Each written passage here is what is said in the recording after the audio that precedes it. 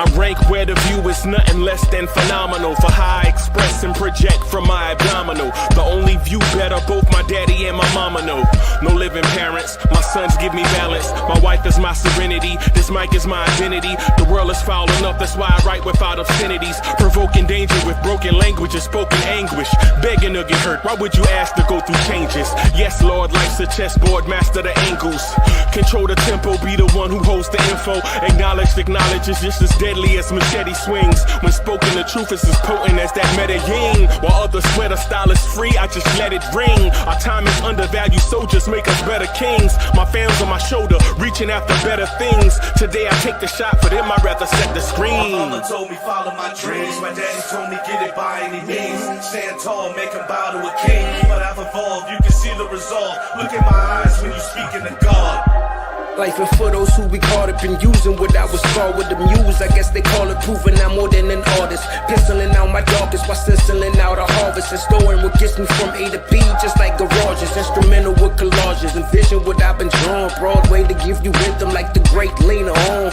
So bent on, found comfort in the storm. Find peace and on when you see them others perform. Organized chaos, outcast it like hey ya.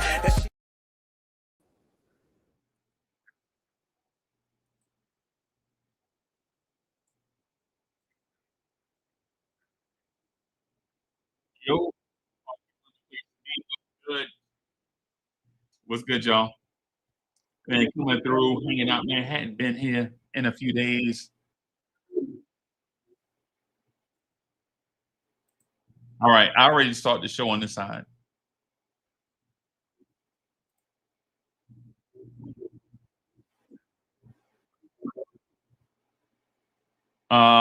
Give me a second. I'll put the link. Hey, chat, y'all, chat, y'all give me a split second, man.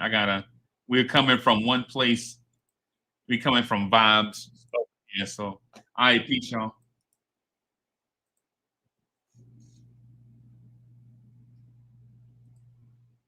We're going to end this stream.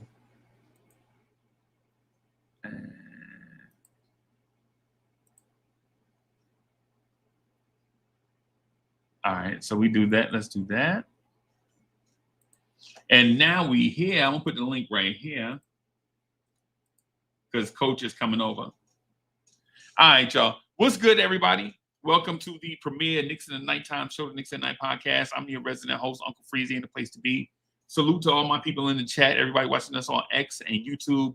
If this is your first time here, make sure that you subscribe to the channel, hit that like button, comment in the comment section. Let us hear your opinion. Right? Whether it's popular or not popular, we don't care. I respect it. I respect it. T. Williams in the building. The son of the legend, Kerry Cox in the building. Salute. Randall's in the building. Salute. My guy, Coach, over there whooping up on Calvin and Spades. Coach, you don't feel bad. Coach, you don't feel shame. You ain't shame. You whoop Hell on no. Calvin messed me up in that partner game. I had to take it to him in them solos. Calvin the ops, bro. He looked like us, but he not like us. Calvin the ops, bro. I had to show him what was up. Yeah, man. Hey, Calvin slept on your Spades game, bro. That's right.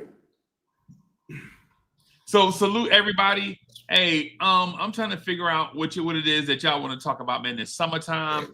Not really much going on in the universe, but like most fan bases, there's still a lot of stuff to talk about. One of the things I really want to talk about is how Mike Brown is going to take this team and have it be a top 5-ish defense. I think we've been talking about offense a lot, but I think defense is going to be top 5-ish.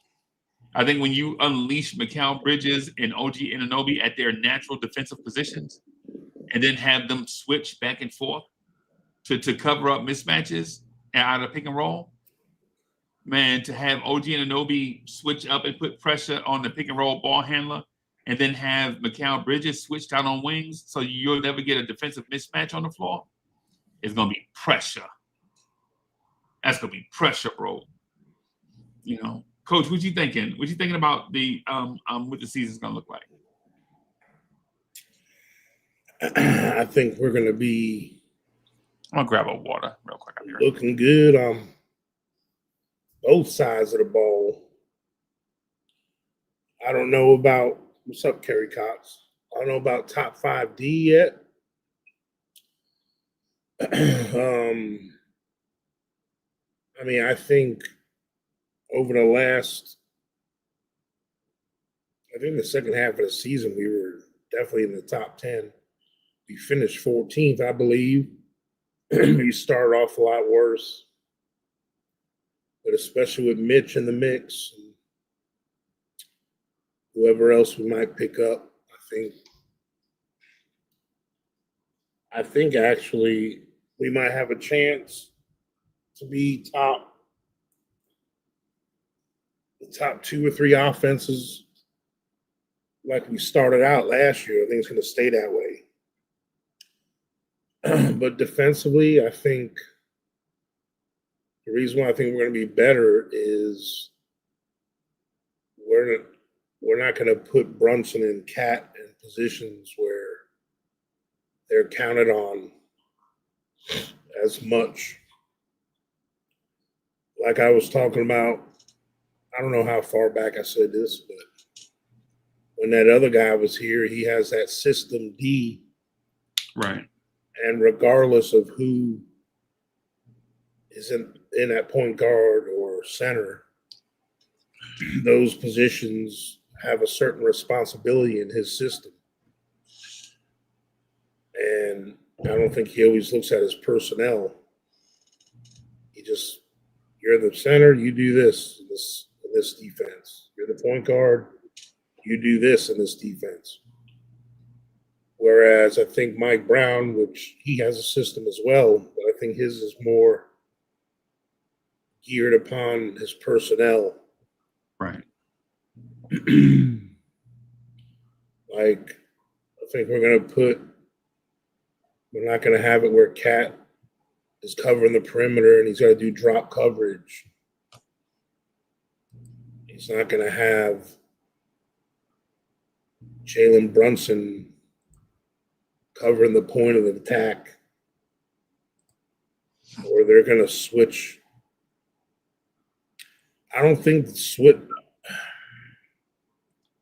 other thing that drove me nuts about the old system was we had these switching rules, regardless if it was a phantom screen or a ghost screen or not. Like, they still switched, even if they weren't screened. And to me personally, with this team and this defense, as long as it's McHale or OG or Mitch on the ball as a defender, unless they're driving to the basket, I think they should be fighting through screens and picks. Those guys. Like, because usually what was happening was when the other team saw OG or McHale covering the other team's best player, they would purposely pick so they can switch off to one of our not so good defenders. Right. You know, that had happened a lot, where I think OG and McHale are skilled enough to duck under or fight through those picks and screens and stay on that said person. You know, stuff like that. I don't know if that's in Mike Brown's bag, but yeah, I hope it is. I think it is. Yeah. And one of the things too we used to do, which was strange, was pre-switch, anticipating them to run a certain play. Mm-hmm. And then if they didn't run that play, right? Like, say for instance, we pre-switch in transition. Say Josh Hart picks up Porzingis in transition. The Celtics wouldn't run that play. They would just run another play. And then they'd have the mismatch with Porzingis on Josh Hart. And now you're like, but the film said y'all like to do this. This is why we pre-switched. They make an adjustment in game, but in our mind, we're like, but the film said this, and now since the game started, we can't adjust. because the film said that we should do this when this happens. Yeah.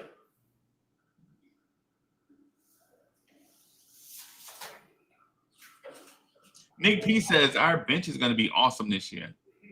Man, I hope so, man. I ain't gonna lie, man. I ain't gonna lie to you. I'm tired of having an inept bench, bro. And the thing is, 2 years ago, when our bench was really good, we didn't know because they became the starters. Became the starters, yeah. Yeah. I mean, that's how I knew we had a good bench because 3 of them, I mean, Hart and DiVincenzo weren't supposed to start. No. Or at least they didn't start off starting. Right. Oh, wait, did Josh start off starting? Yep. 2 years ago? Okay. Yep. He's When remember when Josh got here, he didn't start because RJ Barrett was here. Right. And then Josh didn't start until remember RJ Barrett was getting hurt on and off. Josh Hart would start, and then I think it was Quentin Grimes got hurt, and then he started Josh, and then OG Anunoby got hurt. Remember OG Anunoby in the elbow? And Josh started all those games, and he never left the starting lineup until the playoffs this year.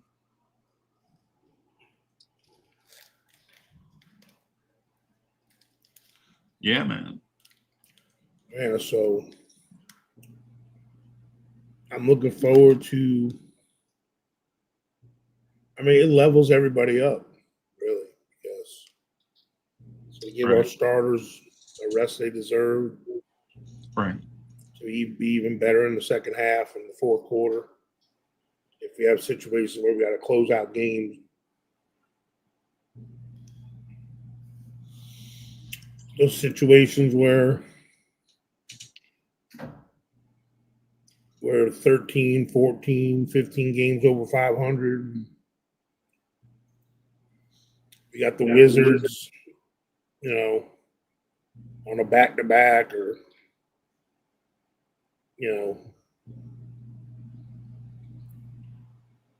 let Cat take a break for a game, stuff like that.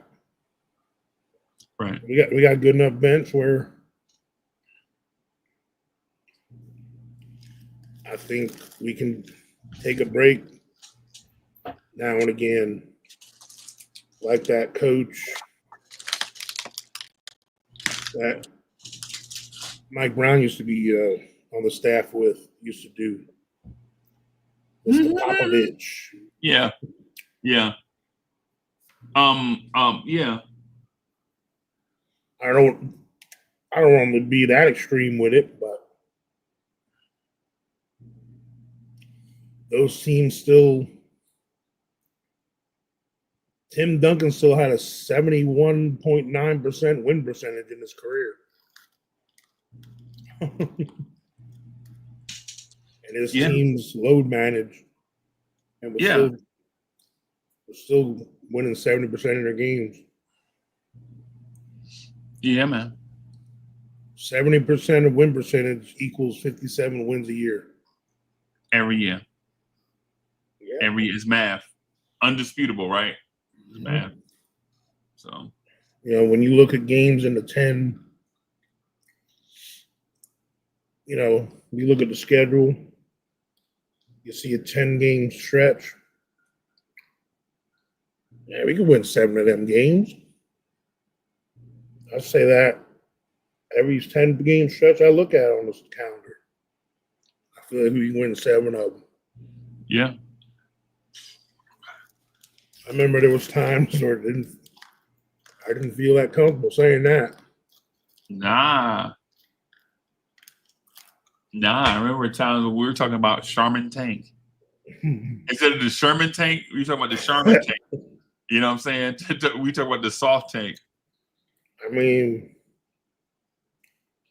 We ought to come out like gangbusters this year because we start off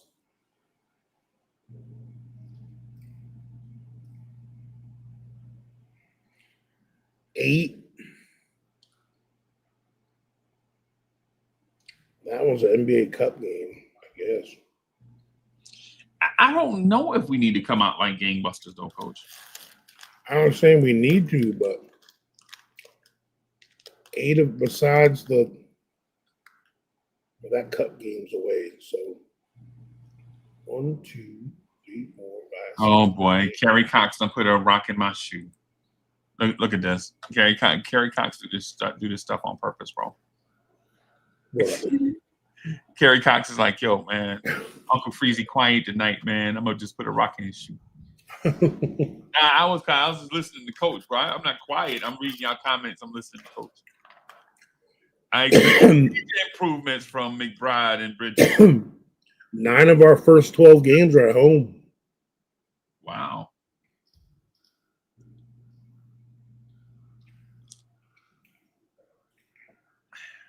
And our first 7 games in November are home games. Nice. So what I expect us to improve is half court defense and 3-point shooting percentage. That's where I think we're going to improve. Right now, pace. I think that's going to pick up. Right. I think the pace is going to be a little bit outside of what we're used to. But when you have pace, you also have to have depth. Right.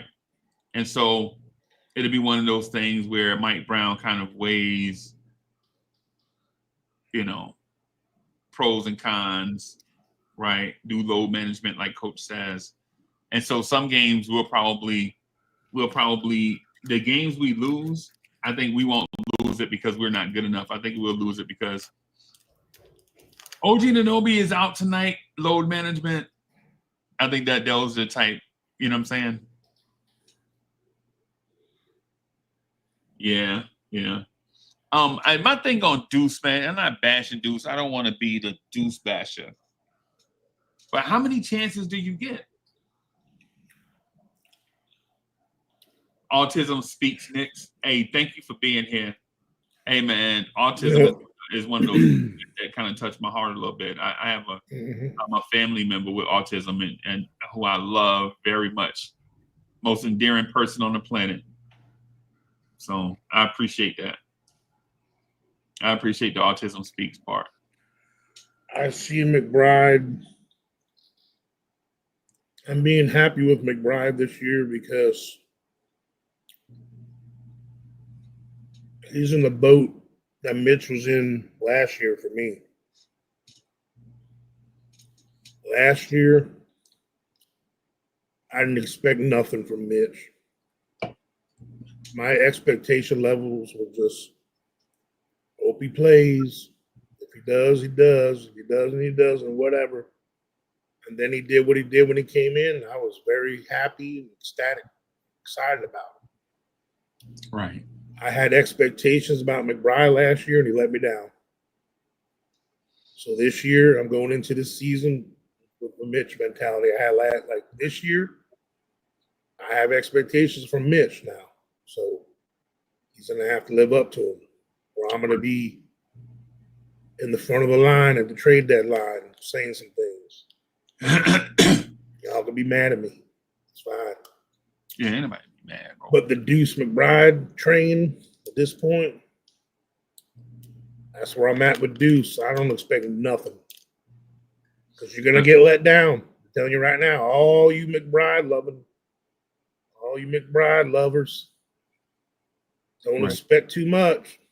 You won't get let down. Just be happy if he plays and he does his job. Don't be saying like, oh, he's going to come in, he's going to have handles, and he's going to help run the offense. He's going to average 10 points a game off the bench. I don't sound like that, Coach. Nope. But I'm just not expecting much. I'm going to be happy if he does something. If he doesn't, oh well. I didn't expect it anyway. You know what I'm saying? Now Clarkson, I'm expecting him. I'm expecting him to do something this year. Buckets. I'm expecting Yabusele to do something this year. If they don't, I'm gonna be like, uh-oh. But I got a feeling. I would love to see Clarkson in a 3-guard lineup with another big guard. Like, I would love to see Clarkson and Brunson in a backcourt with Ben Simmons. And I'm not talking about wing players either. I'm talking about a 3-guard set. I'm talking about a traditional 3-guard set. I'm not talking about Mikal Bridges can play. No, 3-guard set. I'm talking about a traditional 3-guard set. Not with something like, dudes can. No, 3 guards, right? Where Simmons is bringing it up and Clarkson and transition. Brunson around the corners. On the elbows. Yep. And you bring in your and if you run in something like horns with it, where you can bring your wing players up top in order to screen and rescreen for 2 dudes that can knock down shots. The thing that happens when you play a 3-guard set in that sense, when you have to guard both wings. Like, think about how we had to defend Boston with Tatum on one wing and Brown on the other wing, and you had a center like Porzingis in the middle, right? You had to double at least one side of the floor with one of those wings. Like, you had to full out double or have a trap ready in case Tatum put that ball on the floor. And what that does is it creates that crease down the middle of the floor where you have to pick your poison as a defender. Ben Simmons down the lane to dunk, you have to account for Ben Simmons dunking at the rim, or you're going to give up a 3 out the corner from Brunson or Clarkson. Clarkson's not a fantastic 3-point shooter. I just think because they don't have guards that shoot the 3. I think he'll be better. I think he'll be better with us shooting the 3 ball.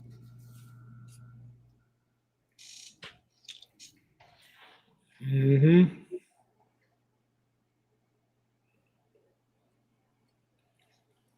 Sorry, I'm on that carnivore diet, and so just drinking a lot of water. Me and Coach together, man, trying to, get right for the summertime next summer. Next summer. Yeah, I'm starting early. I don't know. I'm personally thinking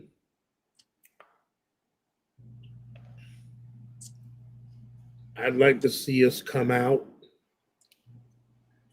in a 5-out offense at the beginning of games, the first 6, 7, 8 minutes. That's why I'd like to see Yabusele start.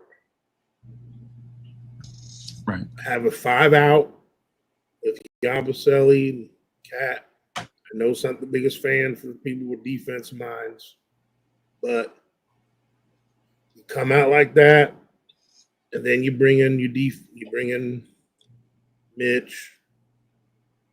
and you bring in Clarkson, give whoever a break.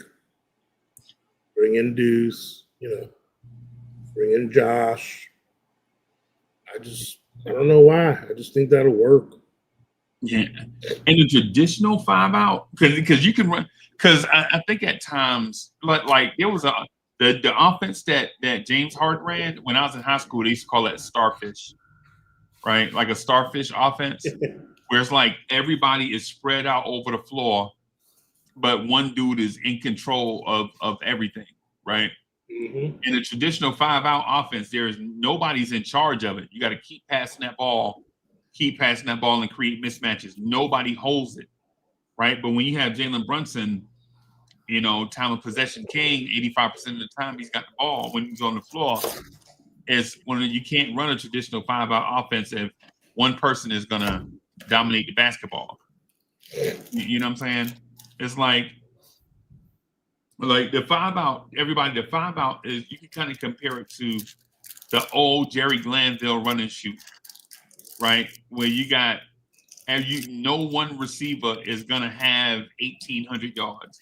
No running back is going to have 1,400 yards, right? Everybody is going to touch it based on the flow of the game.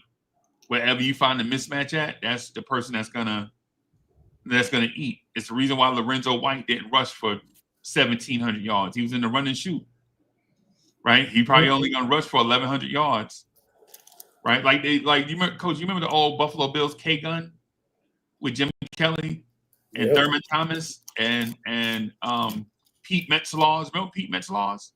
Yep. Kenneth Davis, the backup. Yeah, Kenneth Run Davis. back. Yeah. Andre Reed. And what's his name? Dan Beebe, something. Yep. James Don Lofton. Beebe. James Lofton. Yeah, that's what I expect. Now, can Jalen Brunson get to 28 points a game? I think so, but not because he's taking more shots, but because he's getting better, more efficient looks. Finally getting easy looks in the offense. With the past 3 years, he's getting terrible looks, but still converting. Yeah, man. That's about what I expect, man. I expect, and that 5-out set where no one person dominates the basketball. If we can do it, right? My spot, my spotted sense is telling me that just because you put skilled players on the floor don't mean you're going to run a 5-out offense. Right? You gotta be able to share that basketball, because what's the point of being in a 5-out look if you're going to run ISO or starfish? If you're going to run a starfish offense, then you're just going to be running your James Harden offense. And I know y'all love to see the James Harden offense. Coach, you like the James Harden offense? ISO at the top Hell of the no. game? What? James Harden averaged 38 points a game in that, bro. If we do like the pace and space, though, that Mike Brown I think likes to do, he might actually start Josh Hart after all, bro. You talking about what type of pace and space are you talking about? Are you talking about the old Lakers pace and space where you're looking for a dunk all the time, or the old Phoenix Suns pace and space where you're just trying to get? And I mean the Kevin Johnson Phoenix Suns, not the Steve Nash Phoenix Suns. I'm talking about the Kevin Johnson, Jeff Hornacek, Cedric Ceballos, Richard Dumas, Mark West, Charles Barkley Phoenix Suns. I think it's more like the variation. It's a variation of. It's not quite the 7-second offense, but the pace part is hurry up and get that damn ball across half court and get this thing started. Don't let the defense set. Don't let them. Right, it's the drill, basically. That's what I like to compare it to, the 2-minute drill in football. Yeah. Or the Chip Kelly offense at Oregon. You remember Chip Kelly at Oregon? Oh yeah. Speaking of which, the Bears are gonna win the Super Bowl, bro. Okay. Caleb is the Messiah, bro. Well, but the thing is, with the pace and space, You have to have 6 guards, bro. No, I mean, basically, pace and space is like a 4-out one, like, because we can run that with Mitch. Actually, it's like a 4-out, 1 in. So like, it's basically like this 4 perimeter play. I mean, it becomes a 5-out sometimes too, but it's good to have your big. That's someone that's adept at the pick and roll, though. So, a transition is huge, and that, obviously, quick decisions and drive and kick, situations. But Coach, who's going to be your Michael Petrus and your who's the other guy? I see his face, Leandro Barbosa. Who's going to be your Petrus and Barbosa in this offense? Like because remember Steve Nash, they had multiple ball handlers on the floor. Who's going to be that guy? Who's going to be your Earl Watson?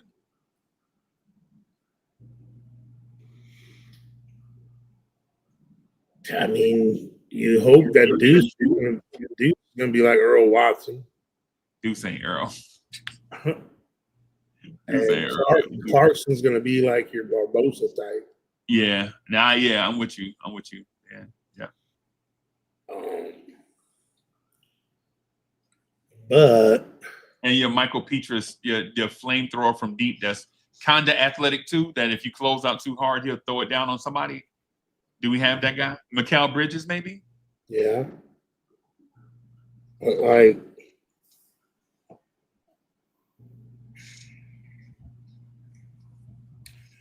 basically, I mean, it's no wasted dribbles. You know, the ball moving fast, catch and shoot, attack immediately. Don't give the defense a chance to set up. Don't give the defense a chance to see what you're doing. Don't turn your back to the basket and take your sweet ass time. Right. You know, and that goes for Josh, Cat, the Cap, you know, everybody. Pick it up. You know? Pick it up. Yeah. Yeah.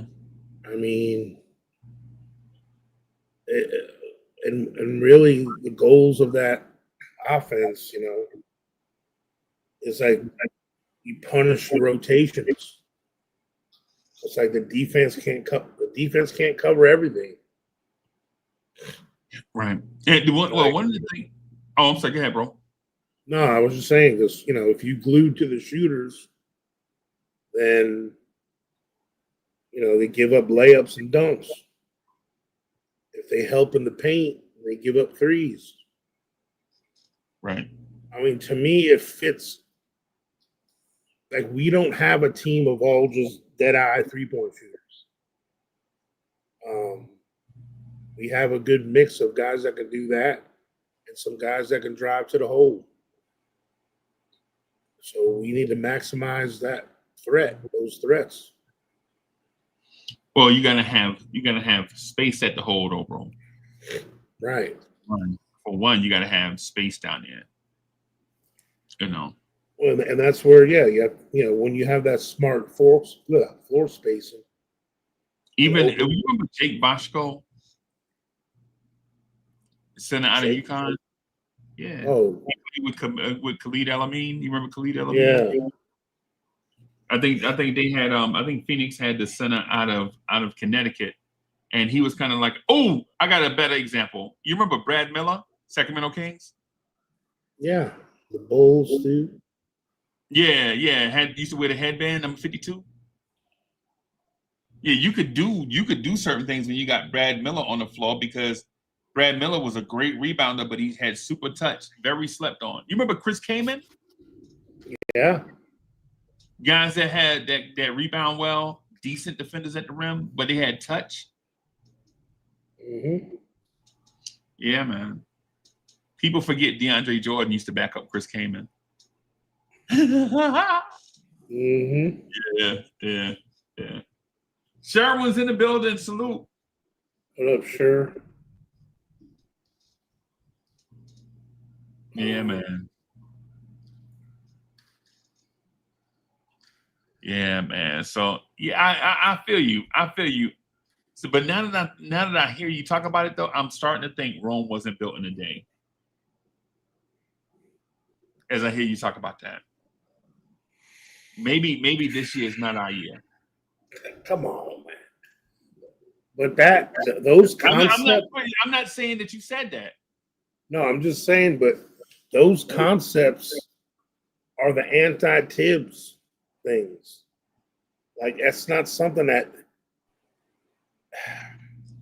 It's not a system to be installed for us to perfect or work on. No, it's not. It's a philosophy change. That's all it is. It's something that it's ingrained in our players already when they were coming up. Yep. It's college offense, really. That's what it is. And high tempo. Yeah, it's like the RPO in the NFL right now, right?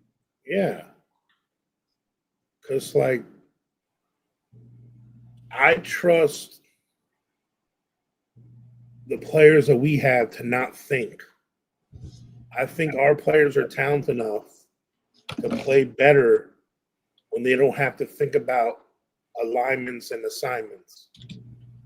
I think if our players are put in a position where they play basketball and follow through on their instincts, I think we have better instinctual players than we do following the set play type players. Disciplined defensive players. Yeah. Especially the likes of guys like Josh Hart. You know, it's like you're cutting off a leg for some of these guys. Like Josh Hart is always at his best when the play goes awry and he's a wide open floor scramble type. Yeah, scrambling around. He's got a loose ball and he dribbles it all the way and he takes it to the rim with a twisting layup. When he brings it up the court, stops, turns his back, and wonders, "Oh wait, I'm supposed to pass to so and so. I'm supposed to wait. We have a set play here. We can't go to the rim right now."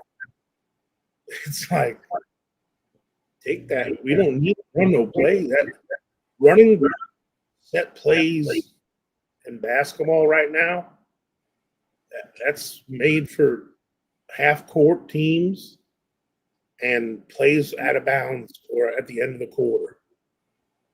Like, to me, I wouldn't call set plays for this team in like, I would only have set plays at the end of the quarters and out of bounds. Other than that, let these dudes run your philosophy and figure it. Yeah. Let them get some practice in it. Let them get used to what it is. I agree with you, Coach, with that.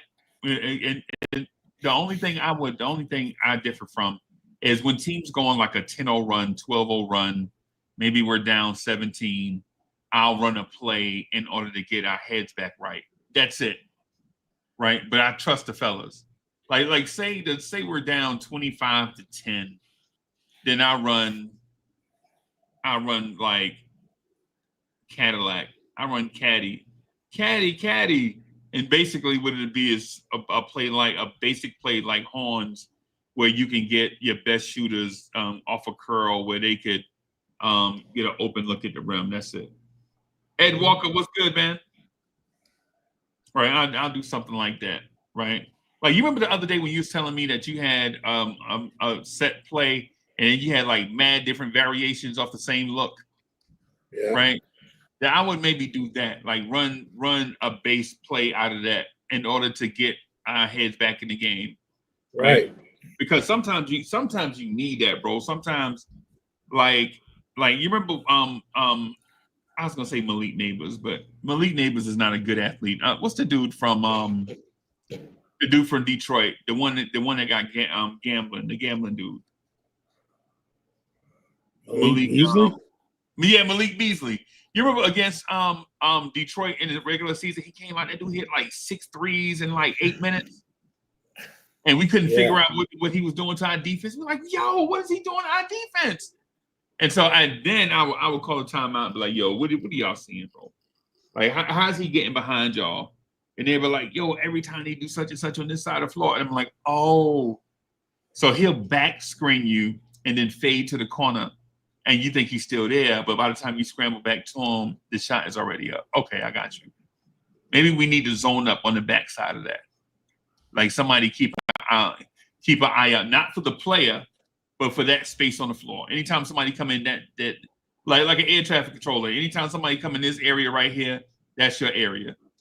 I would do that. I wouldn't try to track the player though. I wouldn't try to chase the player all around the floor. I'd be like, hey man, when we run this defense, when they show us this offensive look, make sure that you zone up. Like you have everything, this whole back triangle from the wing to the box to the corner, all of that's yours. You want to know why in college football, Nick Saban was on the front line complaining about the no huddle offense.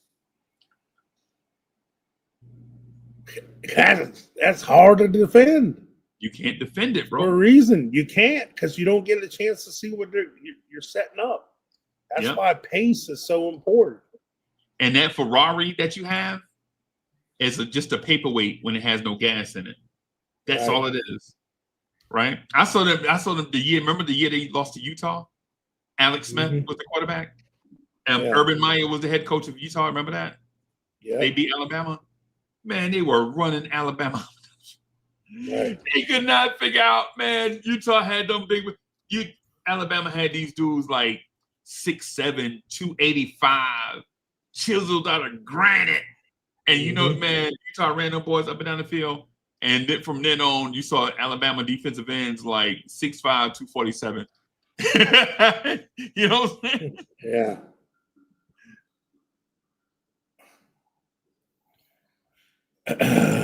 And that's zero sugar, everybody. I'm trying to cut down on sugar. Yeah, man. Yeah, but you know, the thing is,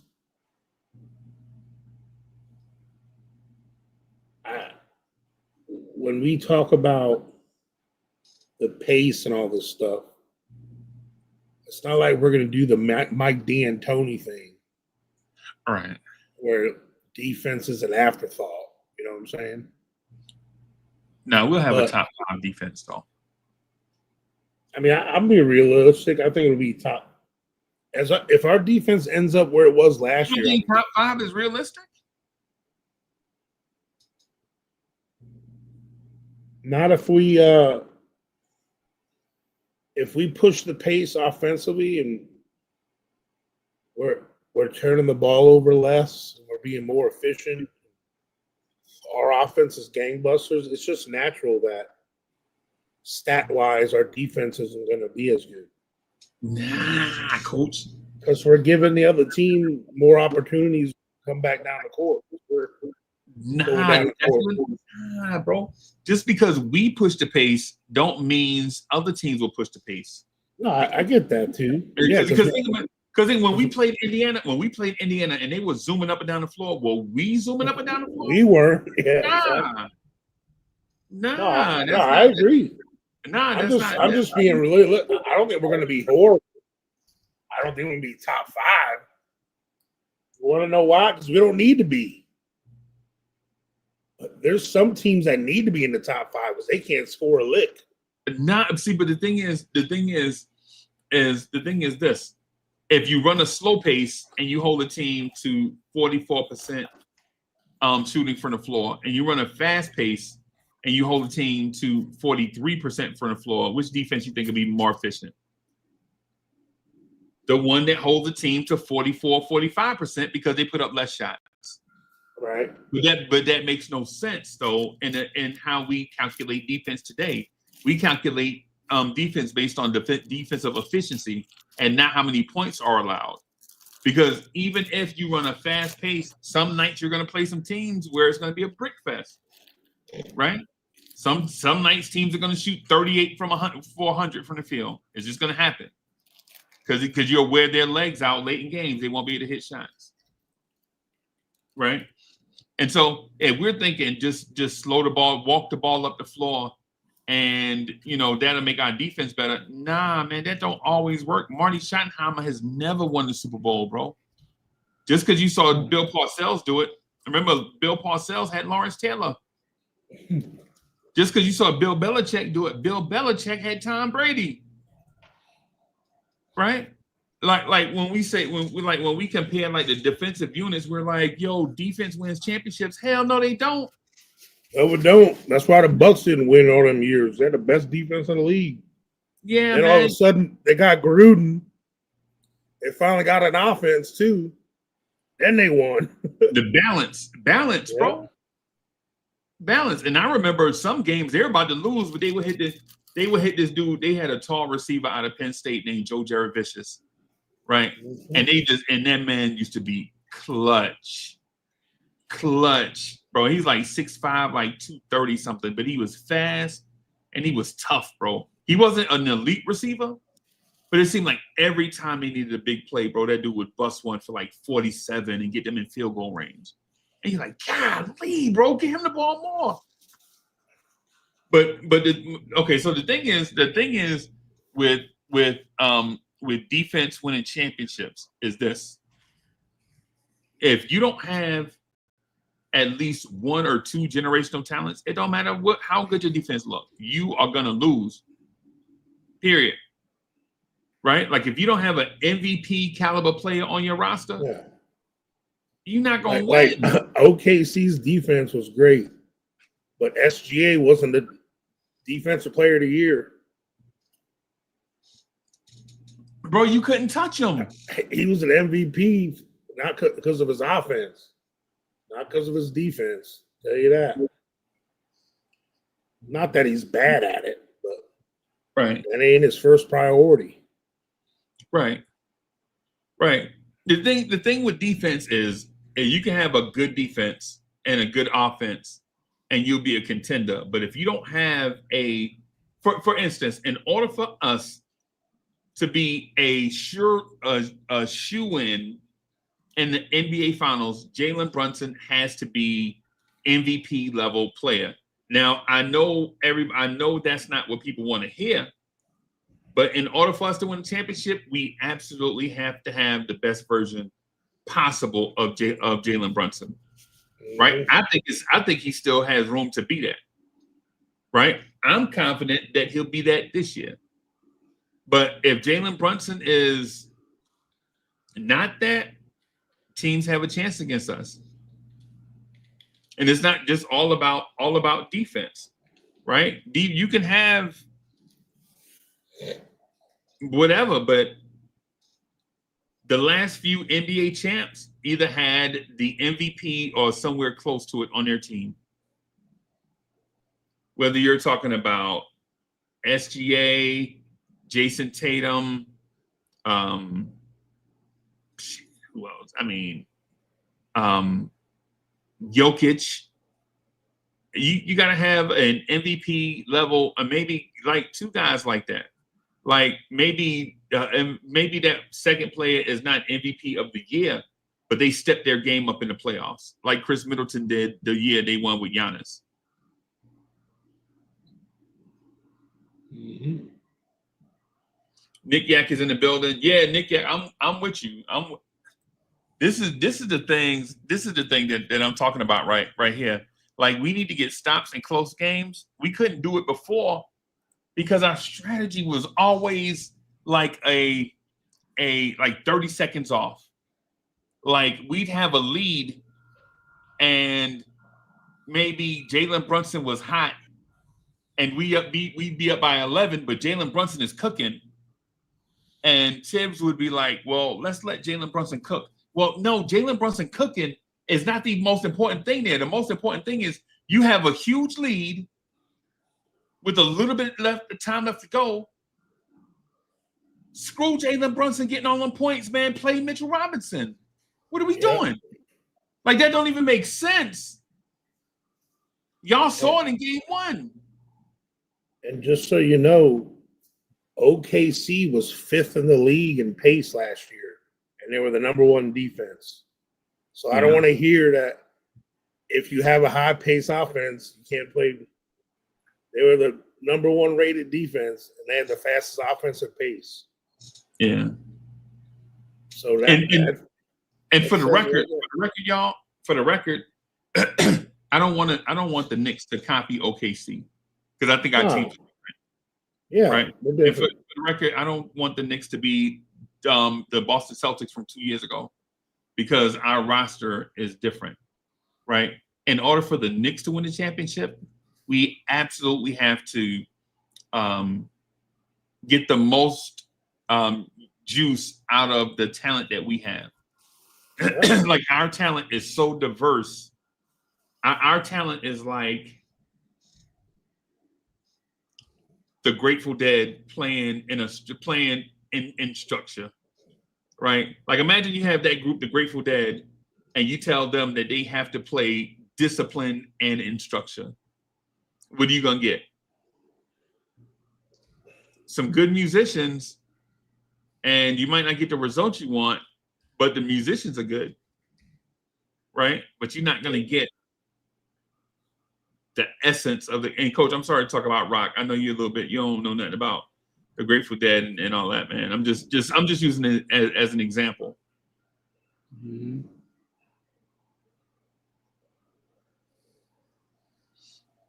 Yeah. Nick, I feel you. I feel you. This is the sum of all fears for the Knicks. More shots mean more points, right? More shots means more points, right? More shots could also mean more misses. More misses can mean for us more fast break opportunities. More fast break opportunities for us means more layups and odd man rushes. Yeah. More fast breaks could mean more wide open 3-point attempts for Jalen Brunson and Jordan Clarkson. Right? That's the way I see it. Now, granted, this is probably true. Usually, pace means more shots. More shots means more points. It also means more misses, right? And can we capitalize on those misses, right? Because the team's field goal percentage is not going to skyrocket in pace and space. That's a misnomer, right? It's not just going to skyrocket, especially against a team that has a lot of great individual defenders, right? And plus, also, pace doesn't mean, and this is just for people that's watching casually, pace doesn't mean fast break all the time.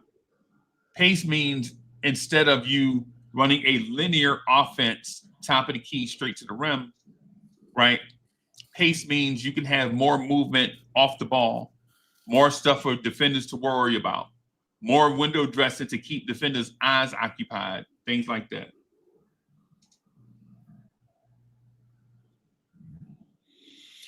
Yeah, but with our percentages though that we shot and our efficiency, more if our pace was higher, we would have scored a lot more. Yeah. Than we did last year. Like I remember watching the games when we put up 90 to 100 shots. Those were the games we were smiling a lot because we won. Yeah. In those games.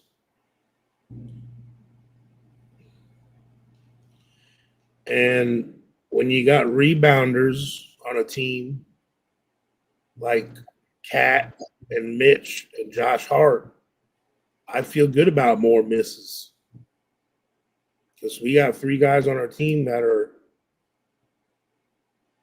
the top rebounders out of their area rebounders. Exactly. Yeah. They could go get the rebound and then push it. So that falls into our strength too. Yo, Dripmore is in the building. Man, I watched your video the other day, bro. Good. Yeah, Dripmore video was fire. I see it. I didn't catch part 2 though. Dripmore, y'all put part 2 out there yet? Dripmore in the building, making me think I gotta go up there and get fresh, bro.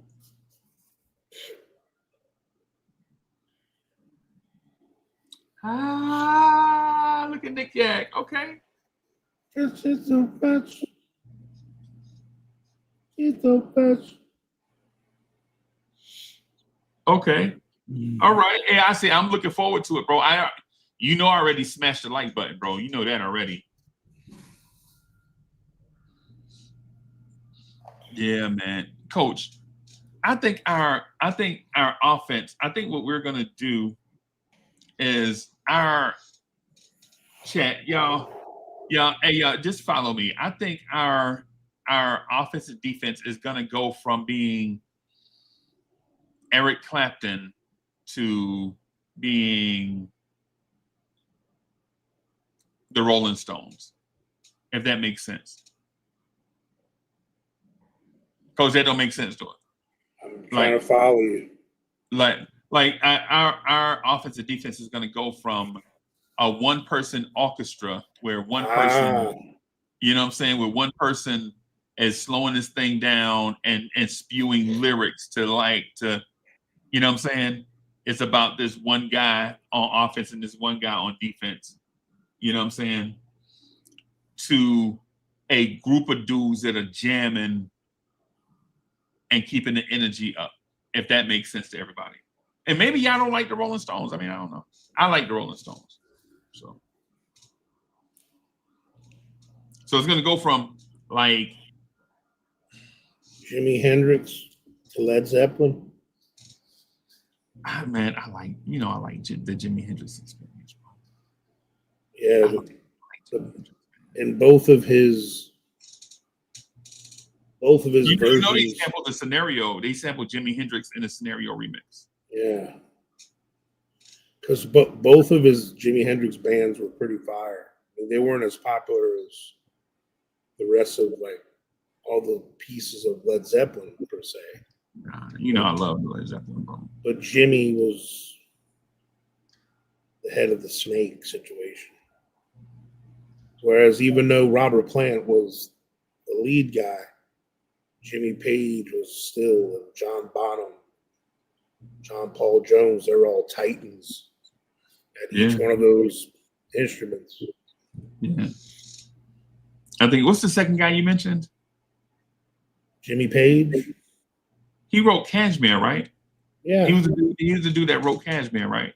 Bro, hey y'all, I'm telling y'all, when I get down to 275, Cashmere is gonna be my entrance on WWE, bro. Yeah, because the way it starts is crazy, bro. For anybody that oh my God, hey, Nick Yak mentioned Bob Dylan, bro. Now he talking to my heart. See, this ain't even fair. Hey, Nick Yak, bro, we can't have this kind of conversation right now, bro. Not about Bob Dylan. You know, I personally think Bob Dylan is the greatest songwriter of all time. Now, there's a group of people that say that there's some dudes from somewhere, the writing team of such and such and such and such is the greatest writing team of all time. I personally think it's Bob Dylan. Right, because of what he liked, because of what he spoke to, right? Because I haven't had like allusions. How does it feel? And yeah, the singing, yeah, I know. He's all right. We saw him in 2016 in Colombia. I think it was 2016. It might have been 20. No, it was 20. No, it might have been 2017. Might have been 2017. We saw him, Coach. Dude was like, "Hey man, you know the ticket's only $50." I was like, $50? $50 to see who? And I had a choice. They had to hold them up. Well, the show was dope, but I had an option though. I could either go see Tim Tebow and the Columbia Fireflies, or go see Bob Dylan. At the Columbia Center, and so we chose Bob Dylan. And I thought it was gonna be like, you know, about 3/4 sold out, maybe 60% sold out. Man, that's packed, bro. Packed, bro. Coach, it was so many people in there to see Bob Dylan on a weeknight. You couldn't swipe a credit card between people, bro. You couldn't take a piece of thread and move it between two people. That's how packed it was in there. Bob Dylan had more fans than JCJ.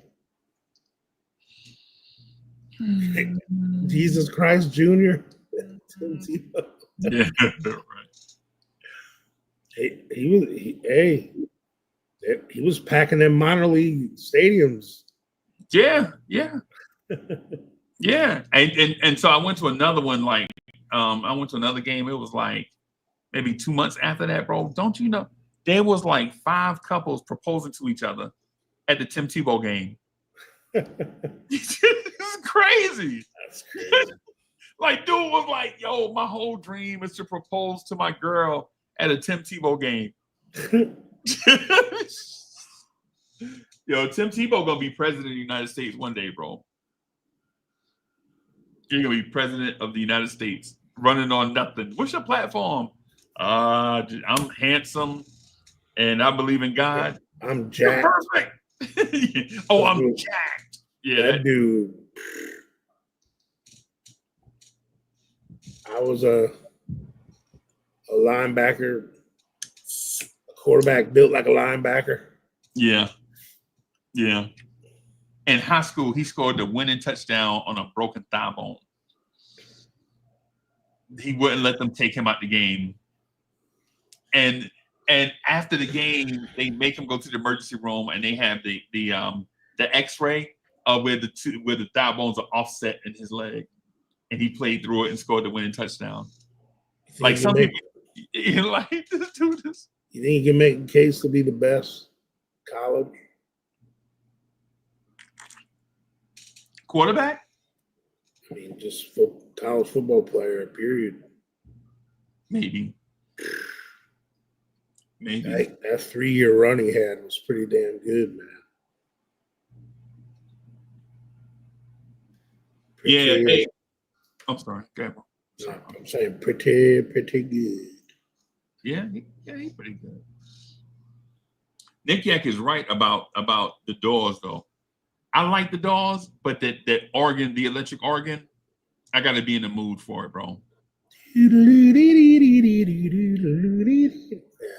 I gotta be in the, when I say in the, like I have to accidentally like watch The Lost Boys or something, and then get kicked into that mode of that.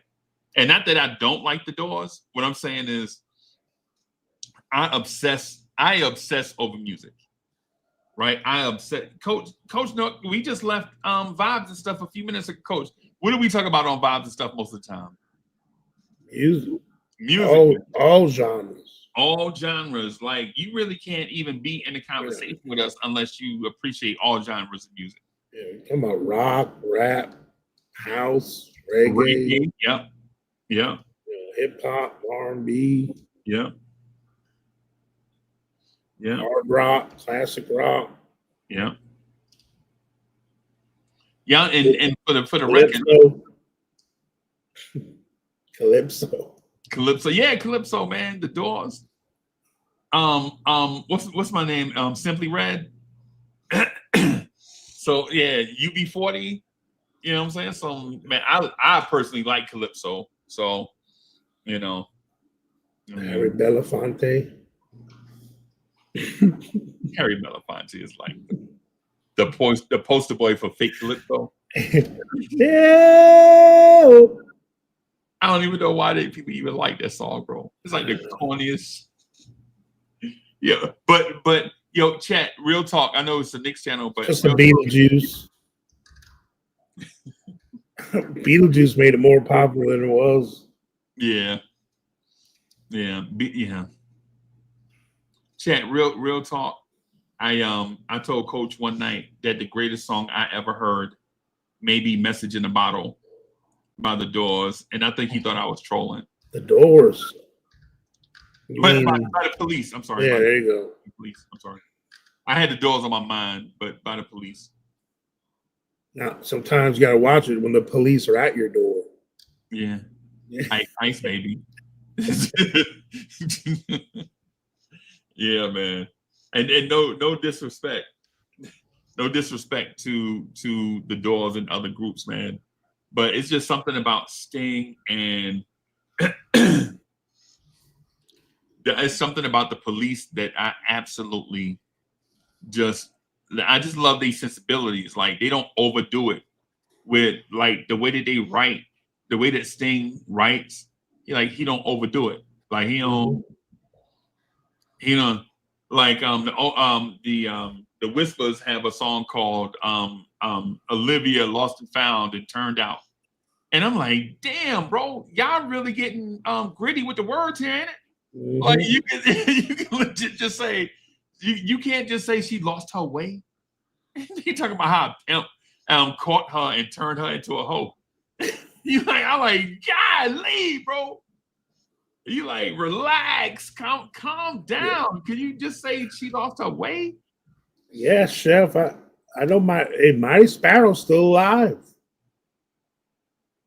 I think he's like 89, 90. I love them Trinidad and Tobago women. That's for sure. I think he's Trinidadian, man. Wait a minute. Endgame says Jim Morrison has a better voice than Sting. Endgame, we gotta relax. They're too different. We gotta relax. Jim Morrison? Jim he's good.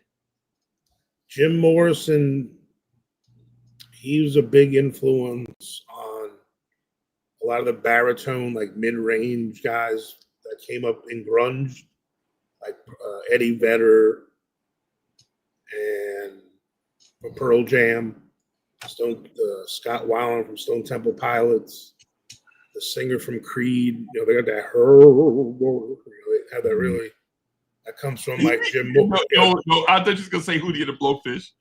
Well, probably him too. Hey, I bet you like Jim Morrison. You and me. The Dolphins made me cry. But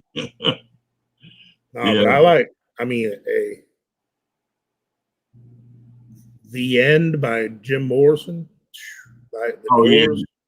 Yeah. This is the end. I love that song. Oh my God, look at this. The Crystal Ship. The almond. They're totally different. Like Sting, I'll put it this way. Sting has I do like Sting's choices of melody, and he has a better range than Jim Morrison. Yeah. You know what I'm saying? He can sing higher. He has some like rhythmic singing. Jim Morrison kind of has more of that poetic, like monotony, you know. And he has sex symbols. He was a sex symbol too. Yeah, you know. He's like for the ladies, they probably didn't hear a word he said. Right. Oh yeah. All they saw was that poster. Yeah. Him with his shirt off. Yeah. Yeah, man. Now did you see the movie The Doors when Val Kilmer? Yes. You know, Val Kilmer is like one of my favorite actors, bro. Transformed into him, bro. Yeah. Val Kilmer I like Val Kilmer more than I like Al Pacino, bro. Yeah, see, that's the other stuff we talk about on Echo and Essence. Yeah, man. Yeah, because I think Al Pacino is the classic over actor. Like, just because you do it with attitude doesn't mean it's great. You gotta fight for that inch.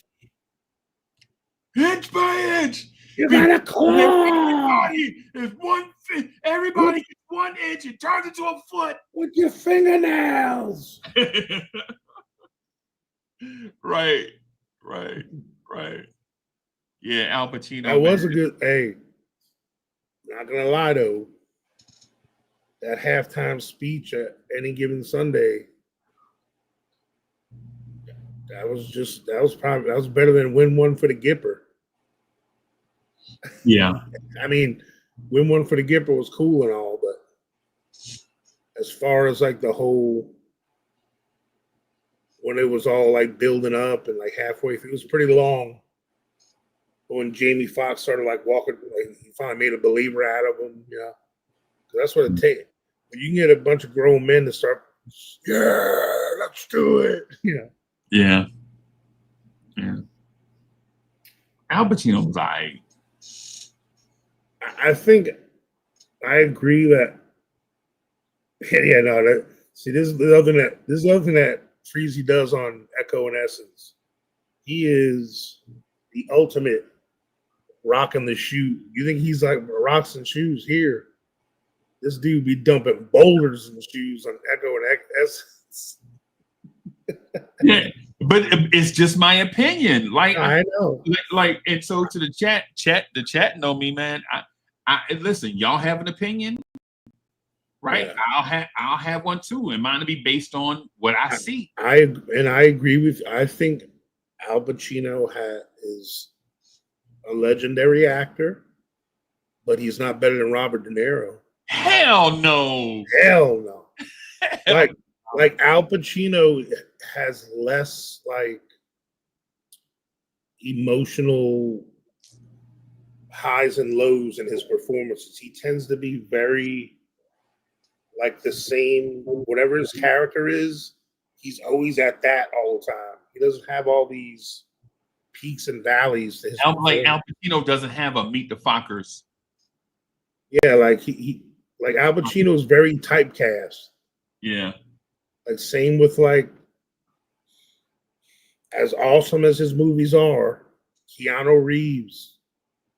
He's very like dry and like Kevin Costner, like all those kind of actors.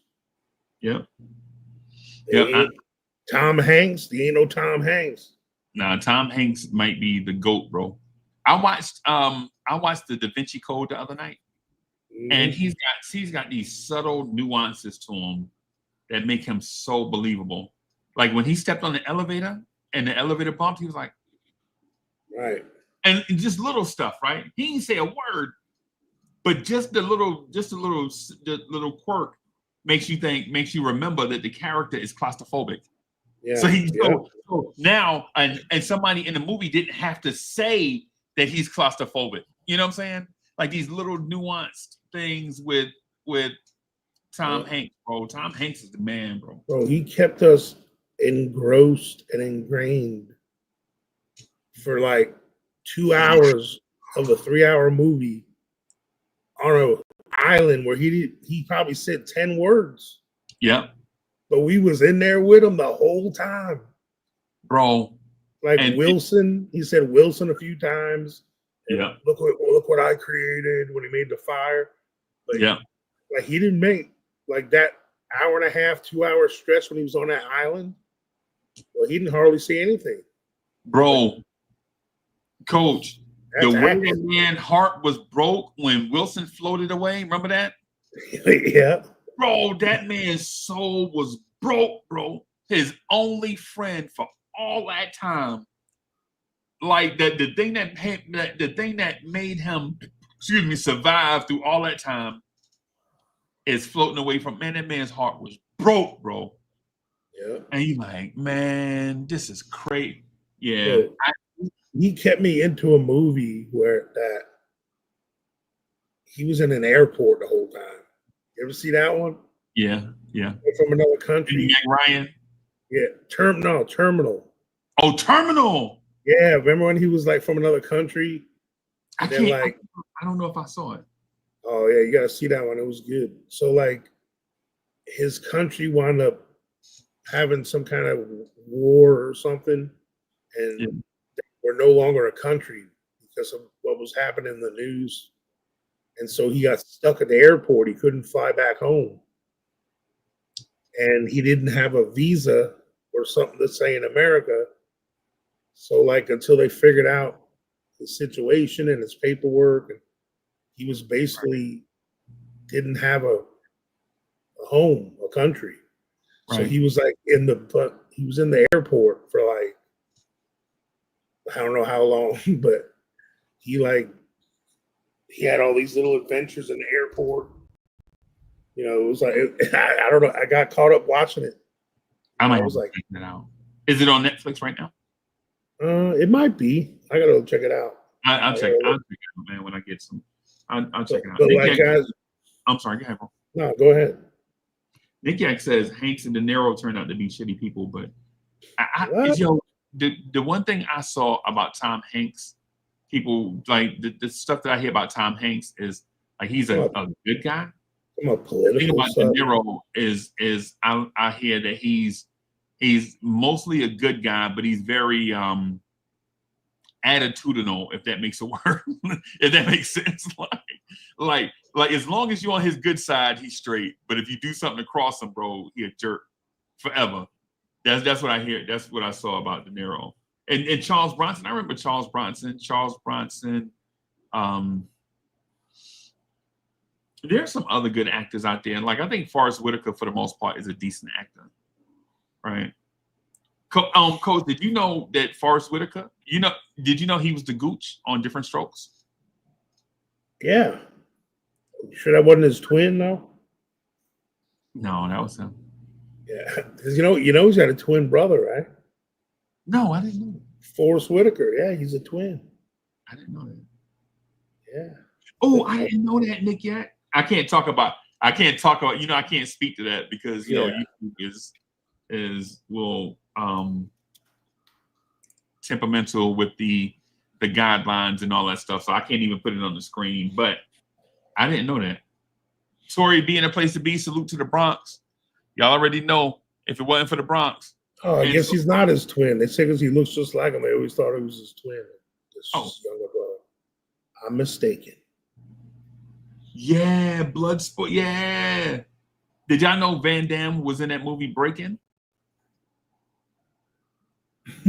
when you see Turbo and Ozone dancing on the beach, the big white, well, not big, but the muscle bound white dude with the black leotard on, making you feel all uncomfortable. Like, yo, why this dude got on spandex? Doom da da. Doom da da. That's Jean-Claude Van Damme. Like when you go back to when you watch the beginning of Breaking, and you see the dude like back there like this with the black spandex on, that's Jean-Claude Van Damme, bro. He's got them dance moves. You ever see him in that bar scene when he's dancing just that clap? And for all the non-dancers out there, when you dance, you don't have to do anything with your chin. You have to adjust your chin out like. You had to do that. That make it look weird. Like, relax. You got them people, they don't know what to do with their hands when they dance. You know, like, what do I do with my hands? Oh my goodness. Man, you remember Steve McQueen? Oh, you remember Steve McQueen? Coach, we might have to send a link to Nick Yak, bro, for Echo and Essence, bro. Because if you remember Steve McQueen, that means you remember all the Bad Boy movies, all the Me Against the World movies. Steve McQueen was that dude. The old Walking Tall movies. Yeah. Like the original Walking Tall. Man. Didn't The Rock do the remake of that? Yeah, he did it. Yeah, he did the remake. It wasn't bad. That was pretty good. Yeah, Rock's acting is not terrible. It's just something about watching ectomorphs on the screen. Like The Rock is legit like 6'5", like 290. Right? Ectomorph. Yeah, man. I love that. Yeah, when you see, because they're not the classic James Cagney height weight type guy. Like, yeah, you see some big old, because most actors, they're kind of small people. Yeah, they're short. Yeah. Like Tom Cruise, only about 5'7", 5'8". There's another actor that's damn good. Slept on. But yeah, a lot of them actors are real short. And then you get one of them athletic big dudes on the screen. They look like monsters. Yeah. Like, I mean, yeah, Hulk Hogan was a huge human being. But when he stood next to Sylvester Stallone, yo, that dude looked like he was like a 7'8", bro. Yeah. Thunder Lips. Thunder Lips throwing Rocky out the ring. Yeah. Oh my gosh, bro. Yeah, man. Hey, woman. That was the good old days. Movies. Come on over to my house. I'll show you what a real man is. I do that. Bro, every time I do that to Mo in public, she gets hey, woman. You can see Mo little teeny hands be balling up like. Hey, Miss Tori B, how would you react if some guy said to you, "Hey, woman"? Get over here, woman. It depends what context, I guess. Yo, I did that. Yo, hey, nowadays some of the women like that. Say, hey, you know what I'm saying? Hey, it's you probably can't do it in the Bronx though. After them 50 Shades of Grey books and movies, bro, they're giving some of these women different ideas. Yeah, man. I did that in Savannah. We were walking in Savannah, and it was like a beautiful crowd, man. People like with their beach clothes on, There you go, Tori. You got it now. Yeah, right. Depends on how many candles are in the room when he says it.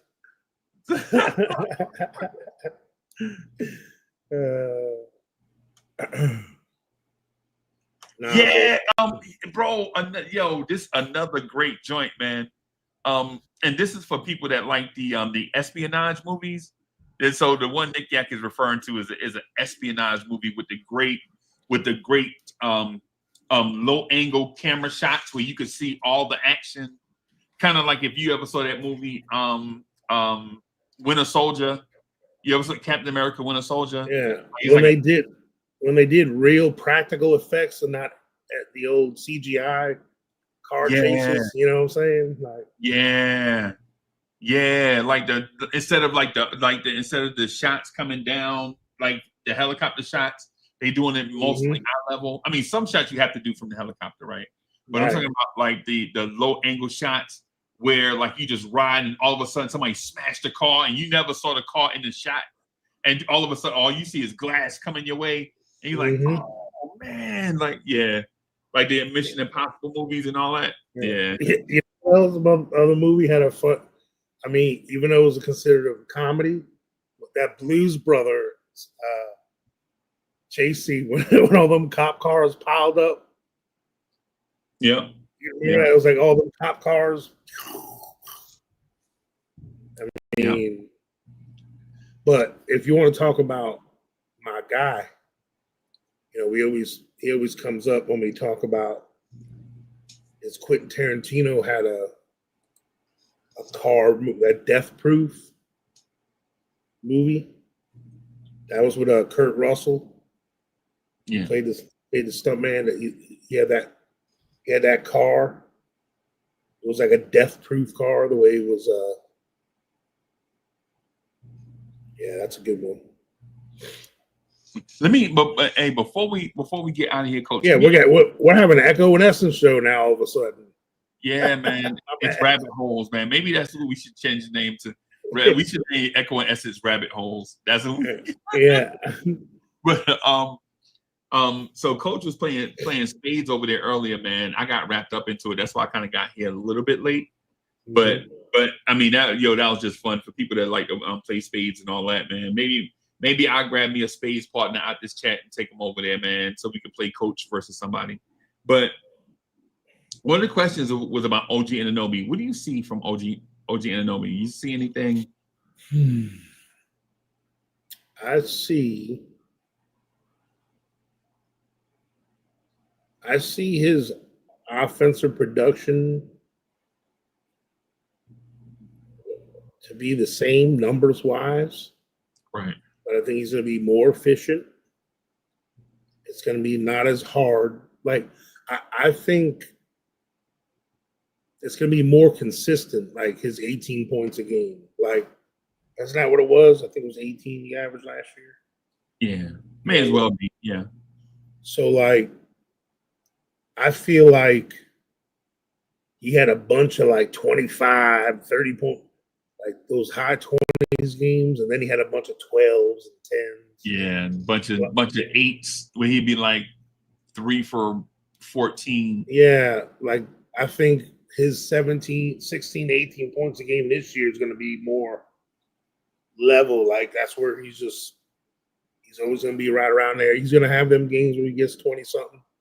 You know, when he's banging them threes or whatever. But he's going to be doing it more efficiently and with less. He won't be having to try as hard to do it, and his need to do it isn't going to be there as much. And I think that's what's going to help his defense even more. And Tori B took the words out of my mouth. I'm hoping he's just doing a good old, let's put some cones on the court. Let's dribble through the cones. Right. Let's get them handles going and like work on his finishing. Like I want to see that coach with the long padded sticks contesting his layups. Right. You know, I want his contested layup package to get a little better. Right. You know, but I think with him, his wheelhouse is going to be that 32 to 36, 35 minutes a game. Okay. Instead of being counted on for that 35, 36 all the time. I think I think his defense is just going to step up that much more because he's not going to have to try as hard to produce what he already produced last year. Right. I honestly think that now, I was just about to bust out into a song. Now that we found love, what are we going to do with it? Do it. That we found love, what are we Do with it. it? But I think now that the world knows that Mitch is a great defender, OG is a great defender, Bridges is a great defender, I think you'll see them win awards next year, like beyond defensive teams and things. I think they'll finally get credit, right? Because sometimes you have to put in the year first, and then people recognize you the following year for what you did the previous year, right? And I know that's not fair, but it's how the NBA works. You have to have an MVP season and finish 5th, and then have an MVP season and then finish 3rd, and then have an MVP season and finish as the MVP. That's generally how it works. With OG and Anunoby, my concern is, and I don't want to be the wet blanket, but a lot of dudes at 240 pounds really don't have decent handle. And I know OG is 6'7", 240, but 240 is OG weigh the same as Kareem Abdul-Jabbar, right? And so, like, when you talk about, you know, the bigger these guys, now, who I would love to see. So would you say he's a struggling, bubbling, overweight lover? In the house. Diggity, D. Yeah. Now, who I would love to see, like, I'm with y'all on OG now. I'm not, I'm saying I'm with y'all on OG. I wish his handle was better, right? Who I would love to see have a above average to elite handle when he comes back is Bridges. Yeah, him for sure. Yeah, if Bridges had an elite to very good handle when he returns, I think would be a plus for you. The one above all, Deuce. Oh yeah, Deuce. Deuce should dribble from right now to the season start, bro. Put them calls out there on the floor, bro, and stop picking the ball up every time you see a defender. Every time you see a defender, he picking the ball up and kicking it out to Josh Hart. You're like, bro, who's the guard here? like they need to find out if they can rent like God Sham God or something and have them let him come and help them. Isn't he assistant coach for? I think he's at Dallas, isn't he? Uh-oh. Freezy freezed. He's Uncle Freezed. Anybody there? Is it me? Hey, chat, say something in chat.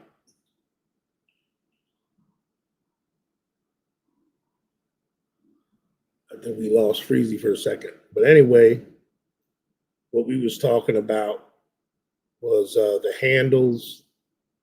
We all know who it is. You know, we're all hoping Deuce comes back with some better handles, and OG and Mikhail. You know, even, I mean, I know we're not counting on him for much right now, but like Tyler Kolek, I think in the summer league, he was making some weird decisions with the ball. I don't know if that was because of ball handling or what. But, you know, today's NBA, everyone needs a complete game, man. Got to be able to shoot a little bit, dribble a little bit.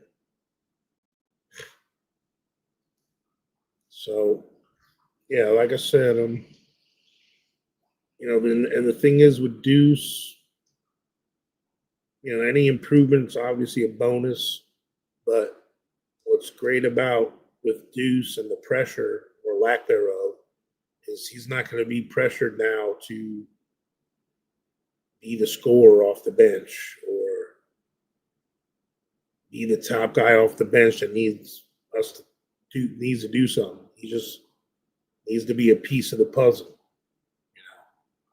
which I think in turn might help him as well. He won't have as much pressure to have the whole bench load right on him. Pause. With the additions of Clarkson and Hart and Yabusele or whoever is going to be on the bench. So, and that comes down to the last, that last bench spot. We've all heard the names bouncing around. If it is someone like Simmons, we all know the things we like from him. There's obviously things that we all don't like from him. There's Russell Westbrooks of the world. These kind of guys we're talking about, they're not going to be guys we're counting on to have any past glory. We're not going to be leaning on them to help us win the game. We're going to be leaning on those kind of veterans that can handle the ball and help others succeed. They don't have to personally be the one that's doing all the great things or carrying us. They have to be a good complementary piece to enhance what I feel we already have that's good. Really, really great, So, yeah, man, I mean, I really think, I don't know if us not grabbing that last spot yet is something that we're waiting for the right time to do, or we're waiting to see how the chips fall. But whoever it's going to be, we're 90 to 99% sure it's going to be some veteran. And we know the veterans, especially at this stage in their career, and this kind of team, they're going to be a plug and play kind of guy. They're not going to be someone that's got a whole bunch of catching up to do, like we're running in the system. So it's something that everyone's going to be learning in training camp together. So I'm thinking and hoping, just the selfish fan in me, I want to know who it is just because I never liked the linger. There he is. Yeah, my bad, man. The router just jumped off the top of it. Yeah, that's great. Yeah, that was crazy, man. You were Uncle Frozen for a second there. Yeah, I didn't know the routing stuff was having issues. Tried to end it all just now. Yeah, but I kind of continued your halfway through your sentence when you were talking about the handles of Deuce and McHale, hoping those were going to be handles that you see improve, right. And I was also adding, if he's someone that gets a chance to play occasionally, let's hope that Tyler Kolick's handles and decision making is a little better than we saw in summer league. I hope so, man. Coach, to be was good. Coach. Because I'll be honest, and it's just me being optimistic. The realistic side of me is no, we're not going to be counting on Tyler Kolick to be the second coming of TJ McConnell next year. But I think he has it in him to, because number one, he's definitely not scared. Right. He's definitely very scrappy. He's passionate. He's competitive. Tough. He's tough. Yeah. He's used to being. See, it's one thing. Do you ever notice that you rarely see and you can rarely call guys that are 6'2" and under in the NBA soft? You ever notice there ain't many 6'2" and under guys that are in the soft club? Right. Because they've been dogs from the beginning, because they've always been the smallest guys on the court. They're always got to work a little extra harder for everything. They have to be that limit, to have that limitation in one of the most important pieces of this game, height and length. It's a big hill to climb, and you have to be elite at other things to be that short and play with these guys when there's guys that are 6'6", 6'7" that have your skill set. So you have to almost have another level of toughness. That Napoleon complex, bro. Yeah. So where I think Kolek has all those things, and the fact that he's a willing passer, a traditional point guard per se. Right. Coach, he got to knock down the 3-pointer, though, bro. He's got to. That's ridiculous. That's ridiculous, Tyler Kolek. I'm not saying he has to be exactly how he was in that first half of that summer league. I mean, it'd be nice if that's him. Right. I think he can, he could be a solid backup point guard in this league. Yeah, he's got to be a threat. He's got to bring gravity, right? Like, because if I could defend him with just on-ball pressure and neutralize him, what's he out here for? Yeah. Like Tyler Kolek, man. And so if you're watching us on X, man, follow us on X. If you're watching us on YouTube, man, make sure you like, subscribe, follow. Paris Doug is in the building. Coach B, Johnny Davis was good. What I would say, that my thing with Tyler Kolek is, if he is not knocking down that 3-pointer at least 35%, we can't play him. No. Right? We can't play him, bro. You can't get into these long shooting slumps and then expect us to think that you can shoot. Because having a reputation of a shooter and then not being able to shoot, it don't make sense. You know what I'm saying? You got to be able to do things away from the ball. Like if Dink Pate is bringing the ball up, what's Tyler Kolek out there on the floor doing? Right. Or Mo Diawara. I like Mo D, bro. Hey. I like Mo D. I have a weird feeling this dude might find his way in the roster this year, bro. Yeah, yeah. He impressed me a lot. Like when I saw his highlights, I was like, he seems like that, a little bit bigger Euro guy. Right. He's got a couple skills. But man, I didn't know he can dribble like that, bro. Hey, man. I didn't know he was that fast up and down the court. He like a gazelle, bro. Bro, you can't coach those things, bro. Yeah.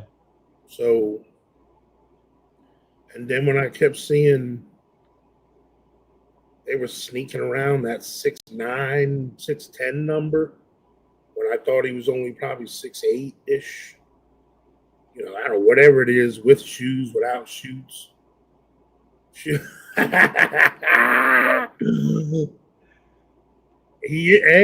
Cam Reddish is available. Let's give him that last spot. Give him one more chance. He's a free agent. Yeah. Yeah. Yeah. Why is Delonto Banton not been signed yet anywhere? Because he can't shoot. Nah, because he's probably gonna get the league minimum. And when you know you're gonna get the league minimum, bro, you ain't gotta be in a rush. Yeah. You know, same thing with Ben Simmons. Ben Simmons is gonna get the league minimum, bro. Right? And so you don't have to be in a rush, man. You could chill out, take your summer off, man, go vacation, work on your stuff, and then, you know what I'm saying, eventually choose your team. Because people, trust me, people are gonna get cut. People are gonna get cut off these NBA rosters. And if you're the Knicks, you just chilling out, just waiting. Just keep showing interest, like, hey man, don't forget about us. Hey man, don't forget about us. Don't forget about us. Because either way, the Knicks are gonna get somebody. They're gonna get someone, right? Yeah. They're gonna get somebody, right? I think McCullough's sliding down a little bit. Mm-mm. I think he's pretty good. I think all the young kids are pretty good ball players, man. The only thing though, if you didn't play and you didn't practice, kind of puts you in that weird red shirt area. Like, you know what I'm saying? Yeah. I know I talk about that a lot, but if you didn't get minutes and you didn't practice, like, what did you really do for the whole year? I don't know, man. I wouldn't be surprised to see Leon. If this is indeed an all-in year, it wouldn't surprise me if Leon Rose traded everybody. Not the core. Not the core now. But I wouldn't be surprised if Leon Rose traded a lot of these young kids to get a veteran. Yeah, you ain't a rotation. You ain't gonna be in the rotation. You up for grabs. Yeah. It wouldn't surprise me none. Now, am I saying that's what I want? I mean, my main thing, y'all, is this. Y'all know I want a championship. Right. Yeah, I want a championship. So, you know, when it comes to, you know, what do you really want? I mean, I'm in the mindset of the championship first, and then player development towards the championship second. But ultimately, championship is the main thing. Yeah. Like, yeah. Because we got to be real here. And this isn't even a complaint. This is a great problem to have. You know, our top 4 paid guys, they're all 28 and 29 years old. This cat's going to be 30 this year. Yeah. And they all got a 4-year window. You know, that's win now. Next 4 years is win now, bro. Yep. And no offense. Now, of course, I want to be able to retool as those guys get older. You got to have guys come up and fill in for them when things start falling off. But we're thinking about this moment, though, right? Yeah. But you got to look on the other hand, too. We have a coach that gives guys in the middle and end of the bench a chance throughout the regular season to see what he's got. Right. And this includes our young guys. Right. We might, and the thing is, I don't care what they did or didn't do in Summer League or the G League. They were playing with other guys that were Summer League and G League guys. When you put some of these guys and you put them next to other stars in the league, that's going to enhance their game and make them have less pressure, feel like they have to, when Pacome Dottie is on the G League, it's like, man, I got to hit this bucket. I don't know who else is going to score on this drive, on this possession. When he's going down the court with Bridges and Brunson and Cat, maybe Yabusele or whoever, and he's in the game, he's not going to feel the pressure. Like, man, I gotta lead us. He's going to be a complimentary piece. Yeah. So, and that's the things we didn't get a chance for these young guys to do last year. Right. Because you don't know what you got until you use it. Nope. I didn't know I was going to like pineapple until I tried it. Right. Like you look at a pineapple, got spiked on the outside. It looked weird. Yeah, they got them weird leaves at the top. It looks like a weapon. Right. And you cut into it, it's delicious. Yeah. Look at a coconut. It's like it's got hair on it. It's weird, It's weird, bro.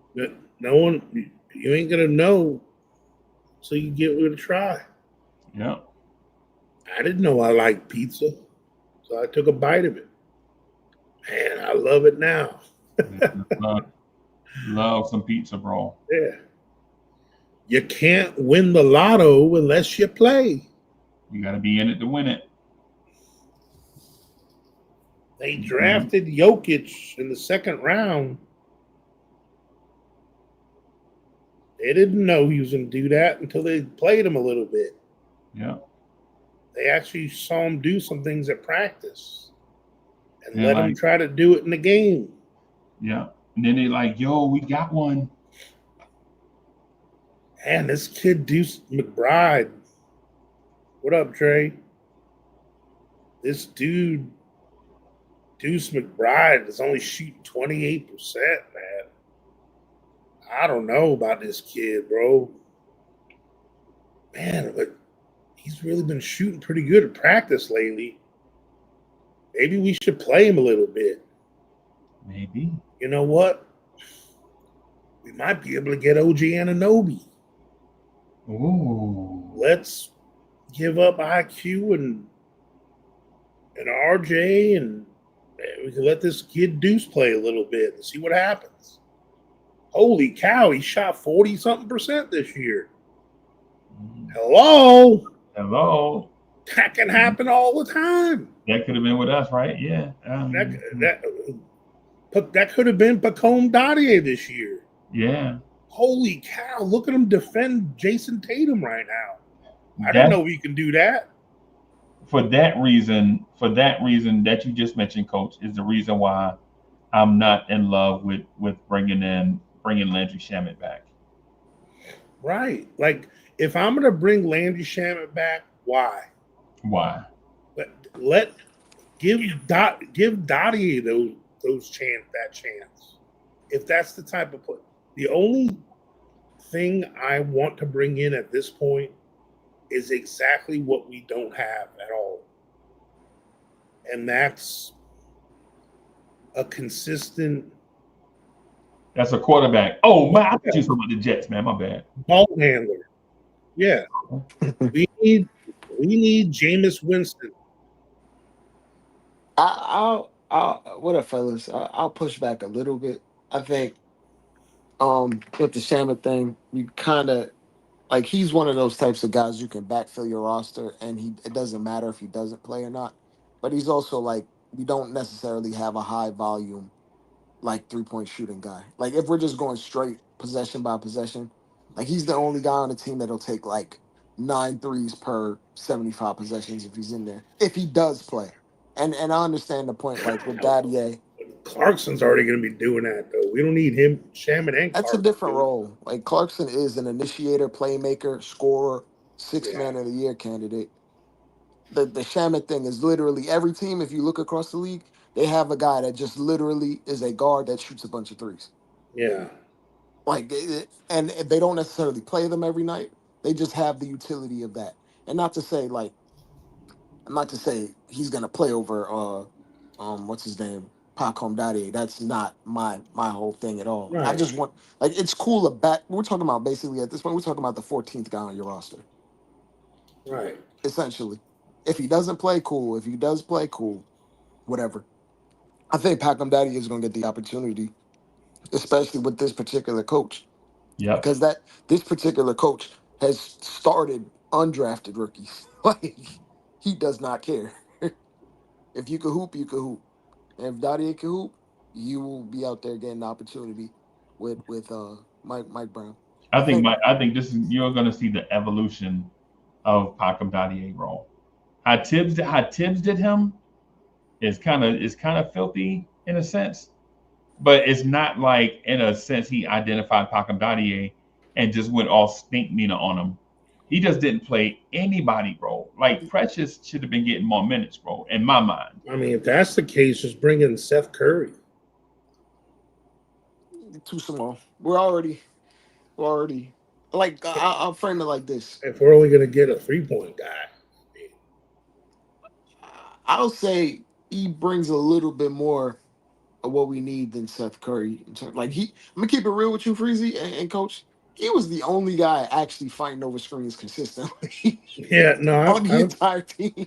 I remember seeing that, but man, and I know he started bad, But but he only shot 29%. So Because of the shoulder and bro, I understand like, hey man, you want to keep adding guys that can provide something, but you're really not gonna get someone that provides something at your 13th and 14th spot. Like just yeah. general grossly, like look around the league, just gauge who's the 14th guy on all the contenders. I mean, what about like guys like Doug McDermott? Yeah, I mean that's the same tier of player to me anyway. Yeah, So it's kind of like I understand wanting to like fully round out your roster, but if like for instance if OKC is relying on their 14th man, even if their 14th man is for sure better than our 14th man, a lot of things went wrong for them. But that's not but that's not the point that I'm getting at though. The point that I'm getting at is why play Landry Shamet and then have him guarding LeBron James on national TV on a Saturday night with that's the only NBA game in town, and you got Landry Shamet guarding LeBron James, making our roster look whack, and LeBron James is laughing at the matchup and torching this dude. Why Right? are you making the assertion the 14th guy is going to play? But listen, I'm not saying that he's the 14th. but the thing is, if it's the right guy, Hold he on, won't be. wait a minute, man. Let me finish my point. What I'm saying go ahead, is what I'm saying is I'm not saying he's the 14th guy. That's probably what he's going to be signed as, right? He was signed as that guy when we got Landry Shamet. He wasn't the 14th guy. He was in our rotation playing. He was like 10 or 11. Yeah, he was like he was ninth. He was or eighth or something crazy like that, bro. Because remember, Mitch was out, right? Mitch was out, and somebody else was. I think somebody else was. Precious was out to start the year. Yeah, and so Landry Shamet was a part of that preseason rotation. In that last game of the preseason, Precious and Landry Shamet got hurt. Like the plan was to play Precious and Landry Shamet in the rotation, right? When you break that now that you have Pacom Dadier and them guys here. You don't need that dude to be be on your roster for 38 or 39% from three. Anytime a dude is 6'4" and he's like 39% from spot up three, you can do your hand like this and catch 15 of them, bro. You know what I'm saying? The thing with Landry Shamet is he fit us culture-wise. Hardworking guy, kind of quiet, fit in with the dudes. You know what I'm saying? All that stuff, man. The thing is, though, if you already have that guy on your roster, why would you bring that guy back in to impede the progress of the guy that got done dirty last year that should have been playing last year? Mike Brown is going to play Pacom Dadier, and Knicks fans, they might doubt it early, but they're going to like it by the time the All-Star break get here. I think we're, number one, Landry has been a back end rotation guy virtually his entire career. Number two, we're selling Packham Daddy as potential short if we view this guy as replacing Packham Daddy. Like Packham Daddy is damn near Right. 6'9". Like and he can shoot. There's no like alternate reality. If Packham Daddy is meant to be an NBA player, Landry Shamet will not stand in that man's way. No. Just flatly. That like and at this point, when we talking about guys that we're gauging to throw on the roster, you got to take this into account. A lot of players, if we view them as solid players and they view themselves as solid players, they want to go into a situation where they can play themselves into another contract. Like Landry Shamet is not rocking the boat. Hey, coach, why would you bring in another 6'4" guard if you have wing players already on the roster that you think need playing time? Would you take that 6'4" wing player in exchange, maybe bring in another ball handler or another big man? Hey man, hey man, if I need to open a roster spot, I'm trading Kolek to get a roster spot. To be absolutely honest with you, Trade Kolek. we couldn't get a second rounder for him right now. I'm telling you, we could not get a second rounder for him. Nobody's gonna offer anything for him, so it's not even realistic. Trey Lyles is available, but we kind of that whole particular role I'm reading in the chat. That whole What particular about role got Garrison taken. Matthews? Was he signed? Oh, Larry Bird? Gary Bird? Yeah, Gary Bird. Yeah. Yeah. Gary Bird. Yeah. Bro, he's nice, bro. Yeah, he's nice. Yeah. He actually can slash to the rim a little bit too. He's got a little bop to him, bro. He's like 6'6". Him and Landry Shamet are the same player. Bro, Yeah. I'll take Garrison Matthews over him. But what I would mention He's though, only been playing 2 years. Sorry. that's the dude with the tattoo sleeve, right? The young JJ Redick. Garrison Matthews? Yeah, You talking about the white guy? yeah, Yeah. That dude's been in the league like 7 or 8 years, man. Like he's not Yes. young. Yeah, he's been around the league. Yeah, he a little older. He's I not. thought he's only been playing like 2 or 3 years. Nah. He's like 28 years old, like 28, 29. He's gonna be 29 like the first week into the season. He's been around the league. He's not young. That's why I was like, him and Landry Shamet are the same guy. Yeah, Same age group, same like shot diet. Hey, he's 28. Yeah, and a week into the season, 29. Hey, he fits with our timeline. If you ask the GM, who would you want between Garrison Matthews and Landry Shamet, they tell you they're the same player. I mean, relatively to what team needs are. Like it's like if Garrison Matthews gets on this roster, he's getting the same minute allotment that Landry would get, which is very minimal. And that's the thing I'm getting at right there. What's the difference between Kev McCullough and Landry Shamet or Garrison Matthews? The main thing, first thing people will point out is the 3-point shooting. Like those two can spread the floor, but everything else plays into Kev McCullough's favor, right? But for the roster, more than anything, if we're keeping it a buck about everybody on the team, is there just a guy that's just a high volume 3-point shooter, like career wise, just besides Cat? Yeah, I mean, to me, I don't think we need another scorer or someone that because to me, here's Landry Shamet's value. If we wanted him, if we didn't already have Clarkson, McBride, Yabusele, and now, contrary to some people believe, even though it's not going to be banging it from 3, Hart's going to be a scorer with the second unit. Whether it looks pretty or not, he's a 14 to 15 point a game scorer. So, what do we need Landry Shamet to do? This is essentially like backloading your roster, and there are going to be anywhere between 10 to 15 games where Landry's going to have to play because somebody's hurt. Yeah, but like he's a professional.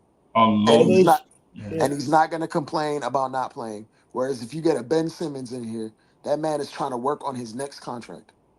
Yeah, but That's why he's not signed already. But he's got two skills that our bench needs that Landry Shamet doesn't have.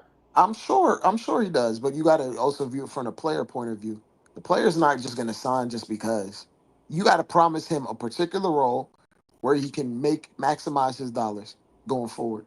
Like if he's signing somewhere for a minimum, best believe Ben Simmons in his mind is like, I need a set out role where I can play myself into more money, where I can get another deal for 3 years, 50 million or something.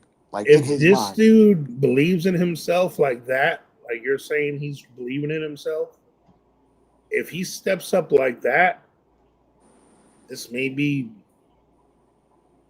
controversial. It ain't about believing in himself. He's His a agent, starter. He should start on this team if he's all that. his Okay. agent, but Yeah. his agent would try to parlay that. Like this is bigger. This is like we're thinking of the most ideal scenario for a player, but things go wrong all the time. Like, because his skill set, like all the boxes he checks for the rest of our starting lineup,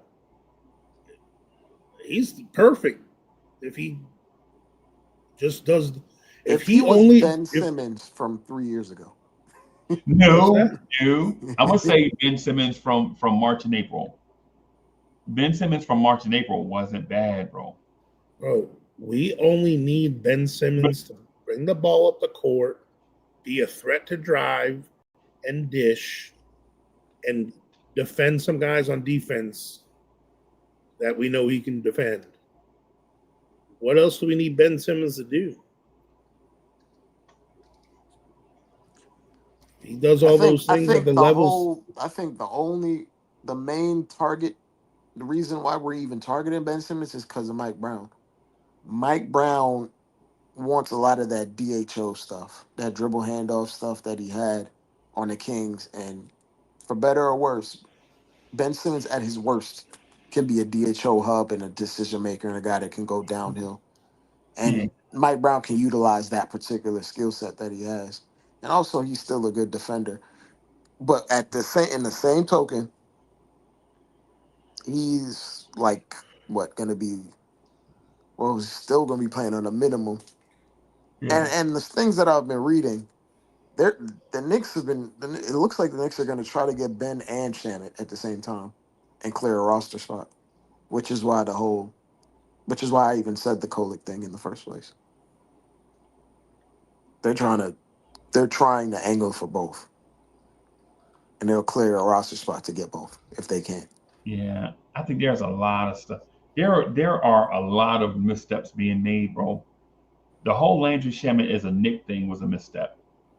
Like that whole draft, Ben Simmons, Landry Shamet, Matt Ryan, trade back, the whole scenario in my mind. We were cash strapped then. That's why we did all of those machinations. I understand. Because you understand, you're trying to stretch a short dollar, and I get it. I get that part. But there is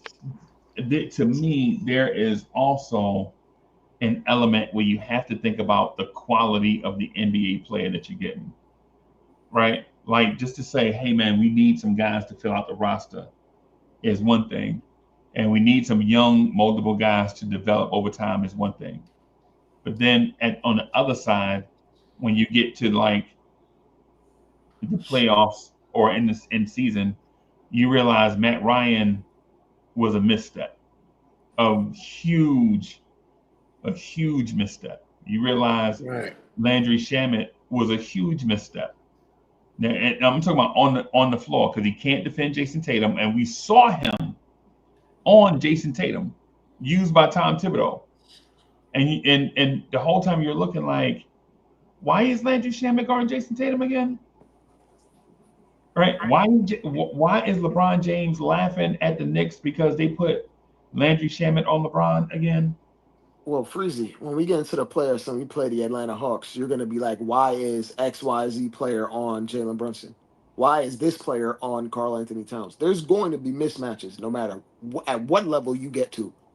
Even at the highest levels of basketball. But Trey, you don't go out and create a mismatch. Like this is not a pick and roll. He wound up on LeBron, right? This is a LeBron James is his assignment. That's that that's is so it's crazy. Jason Tatum is his assignment.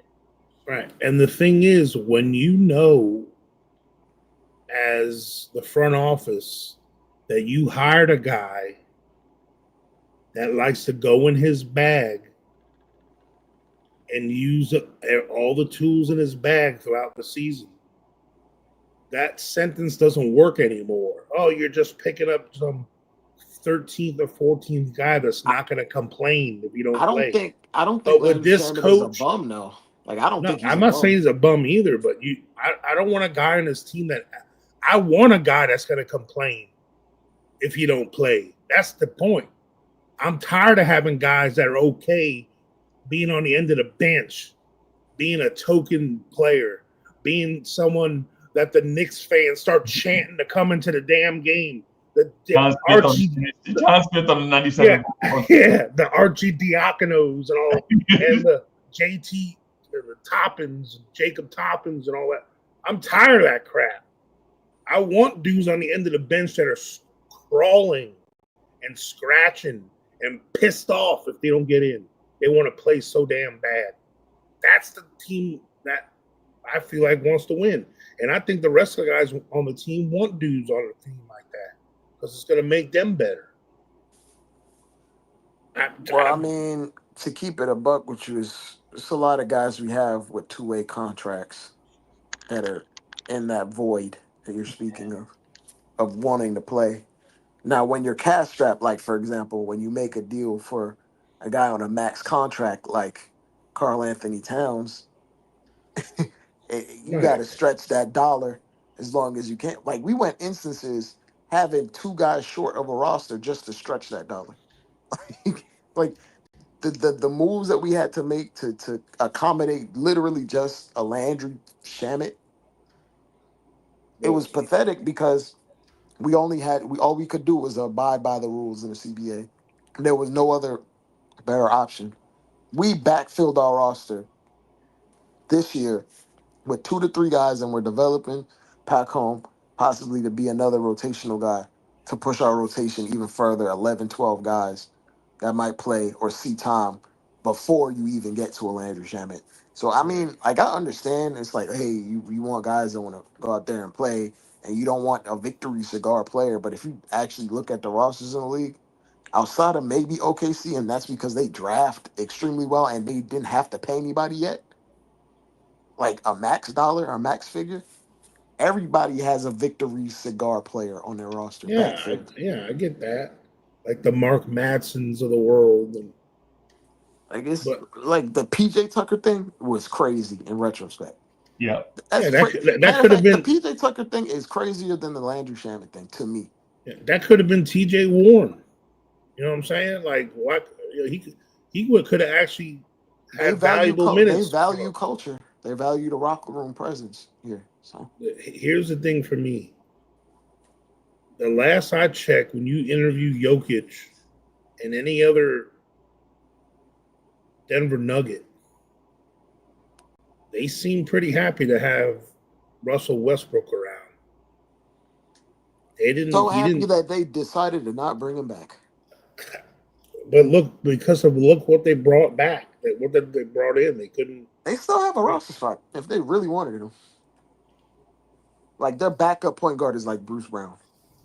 They genuinely do not care about Russ like that. I understand that they may not, but for someone that don't care about them, they literally use them in the 6th or 7th man in the rotation role. They had no choice. Did you see that roster? That they had to make so many. They made the like roster. 3 or 4 You mean moves. the roster that took the champs to 7 games? That roster. Because Jokic is an insane. Jokic is literally insane. You know last that. You know I checked, that, coach. Westbrook played a lot, and they regretted it too, which is why Westbrook isn't back. Westbrook's not why they lost. I'll tell you that. He ain't why they won. That's why he's not I back. know, but the reason why they lost is because they fired the championship coach. No, they lost because Aaron Gordon broke down. And Michael Porter Jr. I'm gonna say that when you bring in an interim coach, when you bring in a coach that late in the season, you're not really going to be. It'll be a fairy tale to think that a coach is going to take that job that late and win the championship. Because then Jokic dragged that it makes the team. ownership look crazy. Like Jokic why dragged that team, man. Huh? Jokic dragged that team as far as he could. Yeah. And the thing is, they ain't that better depth than was us. pathetic. Bro, the Nuggets had worse depth than we did. Besides Jokic, obviously, they ain't better than us. I think like what we're saying is basically all the same because they basically went all in to win their championship, and then after that you kind of like are still trying to use the pieces that you They have. decided to not play KCP. They decided to step back and not pay that tax. Yeah. And it's looking like maybe it was the right decision because KCP looks washed. So and you can't take that banner down out the ceiling either. Nope. And the thing is, we don't need Russ to do all that he had to do for Denver. I don't want Russ on this team whatsoever. I'll take Ben Simmons over Russ. But I'm saying I'm okay with either one. If I don't have Ben, I don't mind having Russell Westbrook. It sounds good till that man is for instance, why would you want Russ if you already have Josh Hart? Do you know like the extreme overlap they have? They're the same size, bro. There's extreme overlap in what they do. But Russell Westbrook actually looks for assists, believe it or not. And he also gets a ton of turnovers, and he's a poor shooter and a terrible finisher. And number one, he's not signed because he wants to play a lot. A lot. He wants to play 25 plus minutes a night. And do we have that role for him here? Probably not. Remember, if he's the full-time backup point guard, he might have 20 minutes. Jordan Clarkson 6'3". Deuce Brad is 6'2". Josh Hart is 6'4". Clarkson's 6'4". Who? Clarkson is like 6'3". Well, if he's 6'4", well, either way, it don't matter. Russ wants to actually play. I get that, but nah. He would drive you insane. Matter of fact, But you're in the same look. The negative things you're saying about Russ is the same crap that the people that don't want Ben Simmons, they bring up the things that are expectation-based disappointments. We're not expecting Russ to come to when he went to the Lakers or when he went to the Clippers or when he went to wherever the hell else and was supposed to be the number 2, 3, 4 option or whatever the hell he was on those teams. We're not counting on Russ for those things. I'll say this, Coach. If I'm dependent on the guy to just be a role player that's additive without any destructive ability, I'm more likely to think Ben Simmons can do that. Ben Simmons is for instance. I'd rather Ben Simmons. I'm just saying. Hold on, I don't mind Westbrook being a consolation. I'll say this, Coach. A good offensive lineman, you don't hear his name because they're not getting penalties. That's what Ben Simmons can be. He could just give you just enough to be a solid. But when Russ is going bad, he's giving you those penalties. He's giving you that holding that you didn't need on that first down that sets you back. When he screws up, it's very loud. I mean, has he been doing that though these last 2 years? Yes, he has. Yeah, at times, but the comp is not Simmons and Russ. The comp is Simmons and Russ over Shamet. That's the direction we were talking about. The spot we're talking about is the Landry Shamet be in his spot, where Landry Shamet does nothing spectacular on Landry Shamet's not a ball handler, right? At his size at 6'4". He's not gonna initiate offense. He's not gonna be a legit point of attack defender, right? He can defend bigger players at times. I'll give him credit for that. He can navigate stuff and stay with bigger players. But on the nights that we're playing Memphis, he's not gonna guard Ja Morant. right? So now you have to bring up Mikal Bridges to guard John Morant, right? And then if you take your wing player to guard a point guard, now you're like, what happens in these cross matches when Landry Shamet winds up on a bigger player, right? So it's like, Yeah, you I know, mean, it, like if I'm gonna take a chance on Shamit, to even if we want to throw around 8 minutes here, 7 minutes there, I'd rather take a flyer on and give Dottie or Diawara those minutes and chance to show what they can do in that time. I I'll say this: if he was that prioritized, he would have been signed already. Right. who is that? You said that's that prioritized? Shamit, if he was that prioritized, he would have Nah, been signed already, nah, and we Landry would have moved on with our off season. But Yeah, he's Landry not Shamet. because we're still looking for Ben Simmons. Yeah, Landry Shamet's not that guy, bro. Landry Not, Shamet, if he gets signed, he'll be literally the last guy a day before training camp a day before trade. Yeah, because we couldn't get the other guy that we really wanted. that's what I'm thinking too. Like if we sign Landry Shamet, it'll be like, yo, we tried everything and this is our plan W. You look up on the ESPN ticker and it says Ben Simmons signs to the Kings, then you see that Landry Shamet pop up on your ticker right now. Right. I mean, in my mind, I think Mike Brown is gonna, and this is just me based off experience. Now, it may not be accurate, but I'm basing it on what I've seen before, right? But I think Mike Brown is gonna like Pakim Dadier and Kevin McCullough, right? I think he's gonna like Mo Diawara and those guys because while they don't do a bunch of things great yet, they give you the small things that you can get in a Mike Brown system, especially length and athleticism. Right. I think just natural. They give you just that naturally.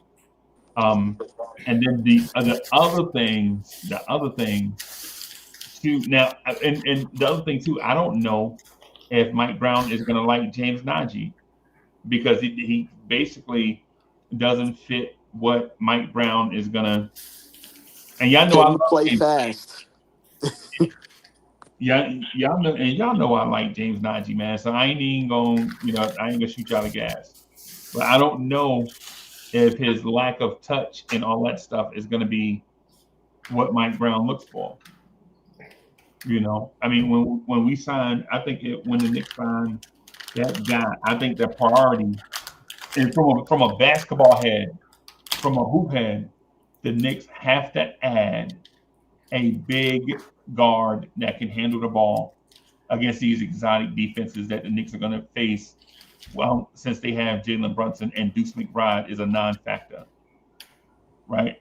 Because if Deuce McBride could do all the stuff that Dre and Coach said, the conversation would be totally different. But since he can't or has not shown that he can in 4 years, now we have to find a supplement for it. Like, who can we sign to supplement Deuce? That's why we're having this conversation. That's why we're not talking about 4s and 5s and big wings right now. Right. Because of Deuce Right. not doing them things. I mean, because if Deuce can do all the things we're talking about right now, like I said, we wouldn't be talking about it bringing in a guard. Wouldn't even be talking about Tyler Kolek. Nope. Dre, did you get to see Caleb Williams Sunday night? No. No, because you was watching the Mets and the Mariners. Fortunately, we actually won. So Yeah, we actually looking decent for the first time in like a month. they gotta Good play Lord. Swaggy, bro. They gotta play Swaggy, bro. Swaggy was huge for us last year down the stretch and in the playoffs. That man hit 5 home runs in the playoffs, bro. I just don't know how you're gonna figure out. Because I'll say this, and that's a completely detract. Beatty has been hitting well for like the last 2 months. Like he's been hitting solidly, Yeah, and Mauricio has shown the flashes. So it's hard to just plug in Vientos in unless he's hitting because he's not going to necessarily give you anything with the glove. No, he ain't gonna give you nothing with the glove, bro. And it's hard for a guy like that because if your main thing is hitting, it's hard to get into a routine and stay hot when you're in and out of the lineup. Yeah. It's a complex thing because The thing we should have done is traded Sterling Marte. we should have made Mauricio a center fielder. That's what we should Yes, yeah. have done. But the guy they got in the guy we got Benger, in AAA, what is Carson it? Benger. Carson Bench. He might be the center fielder next year, man. Yeah, he's look at every level he goes up, he dominates. He's So, looking Beltranish, is what I hear. oof. I don't know about Beltran on defense, but that bat is special, Well, something that special. bat will travel. He That gets bat. walks and he hits the ball hard. Yeah, yeah. I think I watched the Mets Up podcast. They said his average exit velo was like 90. It's like 2% higher or 2 miles per hour higher right now in AAA than the average MLB batter, which doesn't mean anything when you factor in it's AAA pitching and major league batters don't always swing their fastest on every pitch. I'll say this: the arbitrary number for like a guy being a star early in their career is if you could hit a ball about 111 miles per hour, like as your max velocity. Yep. That's your telltale that hey, you might be something at the big show. Like every team, if you look around when they gauge like when they evaluate young players, if you hit a ball 111 miles per hour in your first 2 years, they're gonna keep giving you a chance because if you figure out how to consistently barrel a ball, you can teach a guy to put bat to ball. You can't teach a guy to hit a ball that hard. Nope. That's why they keep giving Beatty chances because he smokes the ball. They keep giving uh, Alvarez Alvarez chances because he smokes the ball. Mauricio is self-explanatory, and and Vientos was self-explanatory. They all of them have clocked in their first 2 years of hit a ball at least 113 miles per hour. that's Mhm. So where that's where Carson Bench is right now, yeah, 113. yeah. So I think he hit a ball like 114 or something like that down there. So Yep. They said his 10 hardest hit balls were all above 110. So he's got 10 of them above 110. yeah, that's the cutoff because there was a particular player. I want to say Eugenio Suarez Yeah. or it was somebody off this somebody it was somebody off of the Mariners, but it was like his first year he hit a ball like 112 miles per hour, but he didn't barrel a ball besides that like but one time the entire year. So they kept giving him chances because they knew if you can hit the cover off of a ball, we can teach you how to put the bat to the ball. Just keep Yeah. figuring it out because the real difference maker for like the elite hitters or the sluggers or the power hitters is if you can touch the ball up and make it go above 111, that means you might have a place. I think I'll say this: OPS is gauged this way. If you have a 700 OPS, you're a solid player. 800, it's an all-star season. 900, you might be pushing MVP category. 1,000, you are the MVP. Barry And Bonds. 75% of the guys that have like an 800 OPS, they've all hit a ball 111 miles per hour or higher in their first 2 years, at least once. Yeah. So it's a real indicator. Like, hey, if he hits the ball this hard, he has a real chance to beat somebody. That's why they always lean on that for He'll, everything. yeah, he'll be here. He'll be by June of next year. He'll be because they have to do that stupid time service thing. Like they'll put him in the minors, so his service Well, time. well, well, well here's the thing: if your drafted player comes up and has a chance to win Rookie of the Rookie of the Year, year. Yep. you get a compensatory pick. So it means more for like the contending team to just throw their guy out there because you might get a That's pick from the back. new CBA. Yep. Yeah, yeah, yeah, yeah, yeah. So like for him, he might be up here real soon. Like and number one, we're probably going into next season without a center fielder. At least we're not one signed right now. Yeah. Yeah. So yeah, it's as good a chance as anyone unless we decide to sign someone and we ain't got that much money to be spending on I center know field. they're high on that Jet Williams kid Yeah. in the minors. They were high on him until Carson. Yeah, They're still Carson high on him, Bang. but Benj is like tear the cover off the ball. Yeah. And then they got that dude, Tong, that Tong, bro. That dude. he's looking special as well. He's Greg Maddox like. He really doesn't walk anybody either. Yeah. For a young guy, because that's one of the issues with the other young guys the one that we brought up, McLean, he still walks guys here and there, particularly left-handed batters. Mhm. But this Tong kid, bro, he gets strikeouts and he does not walk anybody. Like he has great control over the strike zone.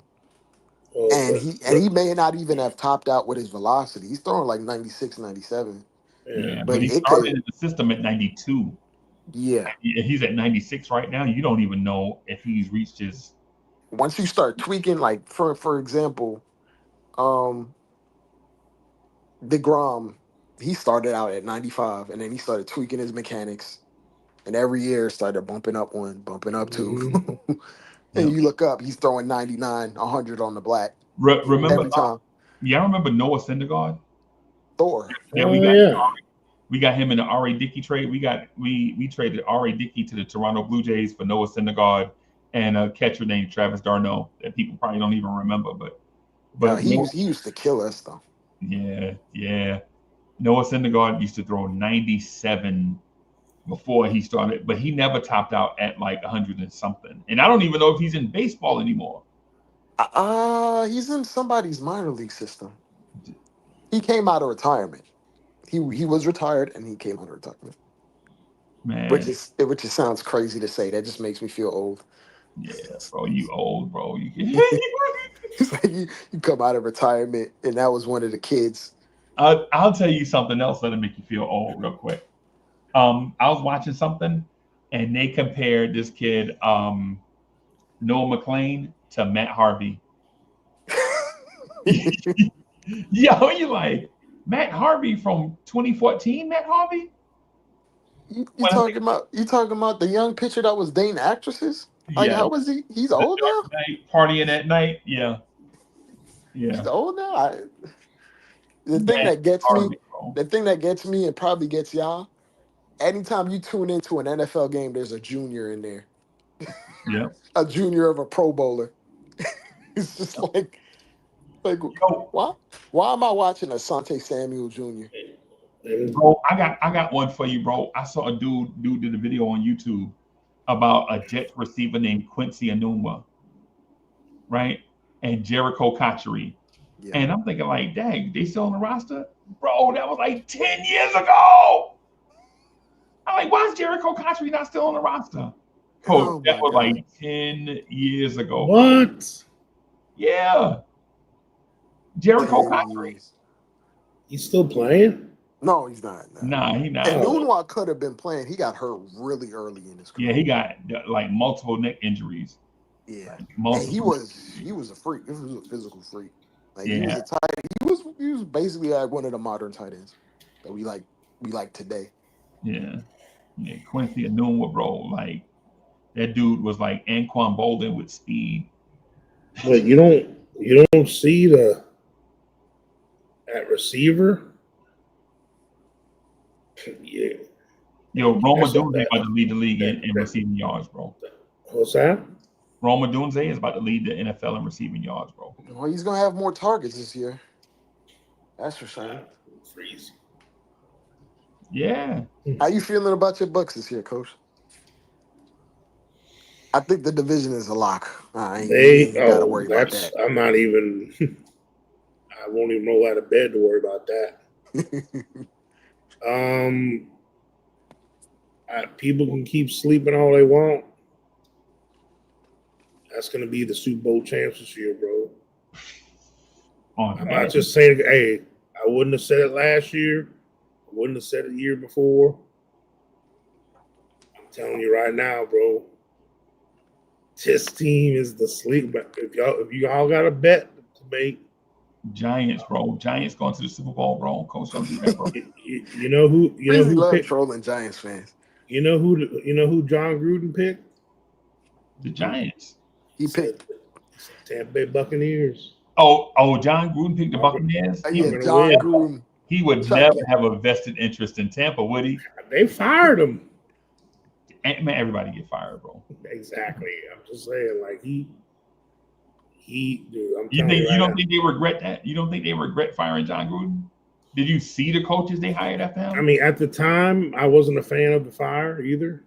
I didn't think the problem was him. I think the roster got old, bro. That's what I think. Yeah, that's all it was. The problem is the defense got old, and they drafted pretty good, but Injuries hurt y'all too. yeah, injuries, like a couple of guys that hit in their draft weren't in the positions they needed to hit at the time. Yeah, because y'all drafted Tristan Wirfs, right? Oh yeah, That dude might be dope, Some of the best tackle in the league. Yeah, him. Yeah, that guy. Unfortunately, he's not going to play the first couple games this year. But It must be nice to have something to look forward to. I got to talk myself into football. The Bucks, they probably have the best backfield in the league right now. Probably. Who's your wide receiver too? Godwin? Chris Godwin? He's still there? Yeah. Yeah, he's still there, bro. It feels. I'm not gonna lie to you, Coach. It feels like Tampa you've been got playing like 5 15 receivers, years. bro. Godwin ain't even that old, bro. He just got hurt last year. Yo, they got more receivers than Cincinnati, bro. Their receiving core is ridiculous. One dude got hurt. One dude got a concussion, right? And they like, okay. Godwin's only 29. Yeah. And you know why it feels that way? Because he was there with the Tom Brady run. So Yeah. it feels like he's older than what And he I'll really put it is. this way. I said this to Freezy the other day. Because Ben Simmons and Godwin got hurt last year. Godwin for the rest of the year. Evans for a little stretch. Right. The last 5 games of the year, the most touchdowns in the NFL by a receiver was Jalen McMillan for the Bucks. He had 7 touchdowns in the last 5 games. Yeah. And he's not a fake receiver either, like Drake London. He ain't a fake receiver. like people have names, but they don't really do nothing. He was definitely our number 3 behind. Like last year, he's not gonna be number 3 this year, though. That dude, kid out of number Ohio 4. Bro, that dude. Yeah, he might be rookie of the year. Like that's how good he's been. And then we got Ryan Miller, that white dude at receiver. Bro, that dude he's good. And we got Tez Johnson from Oregon. Yeah, he's little though. Yeah, but he's gonna be like a returner and a little scat. But our backfield, Bucky Irvin, is ridiculous. Then you got Rashad White, which both of them are 50. He out of USC, right? That's the running back out of USC. Yeah. Rashad And White. then our third running back, Sean Tucker, will probably start on half the teams in the league. He's actually our fastest back. He averaged like 6 yards a carry last year, like 300 something yards, and he's our third back. Yeah. Crazy. The Bucks gonna die, bro. I don't know. And that's just me talking about the offense. We got Antoine Winfield back. He's healthy. Our D line is ridiculous. Y'all gonna be all right. What do you see for y'all? Like 10-7, 11-6? I think we'll be 11-6 or 12-5. Because we always have a couple letdown games. Like, what the hell, we lose this one? Always the Bucks was losing heartbreakers last year. Yeah. Like the shootout games in the fourth quarter. Yeah, we come out the gate beating. We beat the Eagles. We beat the who else we beat? We beat the other damn team. Y'all beat the Falcons on Monday. Wasn't it the Rams? Oh no. Wait, let's see. Y'all beat the Commanders. Is the Commanders, right? Yeah, but then they got lucky and got us in the playoffs. Yeah, I think it was No, we beat the Commanders in the playoffs. Okay. The wild card round. No, y'all didn't. The Commanders lost to the Commanders lost to the Eagles. Mm-mm. Yes, they did. The Commanders lost to the Eagles. Oh yeah, no, they beat us by 3. My bad. Yeah, we choked that the game. Commanders beat the Lions also. Yeah. But we last year we beat the Lions and we beat the Eagles.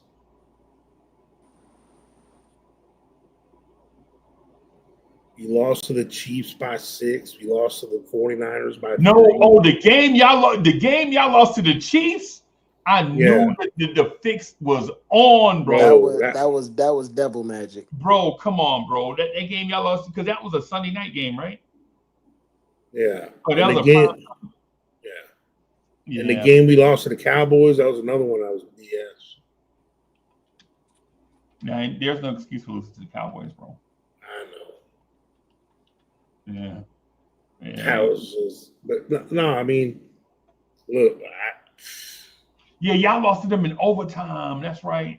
Like Baker Mayfield's got the most touchdowns in the league the last 2 seasons. And he's second in yards. Baker's all right. He's I don't know, man. I'm a big fan of him, man. I like him. Can't complain. We've had a rough history on QB. It's nice to have a couple good ones. How about our Jets, though, bro? Jets got 3 running backs. Bro, y'all can't even beat the Giants. Quarterback is a running back. There you go. Oh, y'all got 4 running backs. That's right. 5, really. Yeah. Is that Cam Scatterbo? Is he hurt still? The Giants. No, I know for the Giants though. Yeah. Oh, we beat the brakes off the Giants last year. Who didn't? I'm trolling Giants fans, y'all, man. Yeah, man. Dre, y'all in the sweepstakes for Brian Robinson? Brian Robinson Jr.? Are we gonna be bad enough this year? The Commanders are talking about trading them.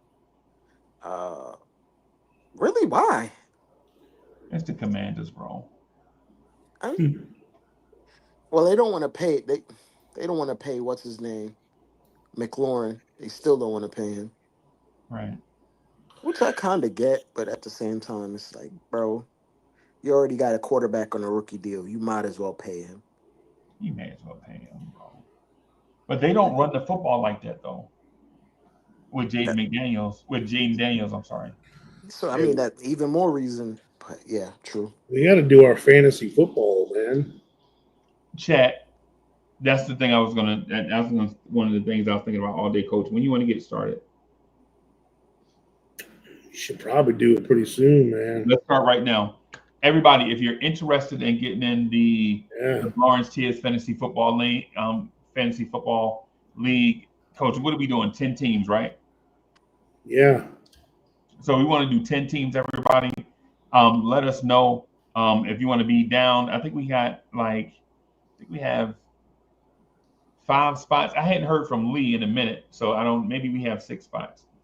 But we definitely want to do like the Fantasy Football League so that we can put the results on here so y'all can see how I'll be high stepping all over Coach all year, making the most bomb trades ever.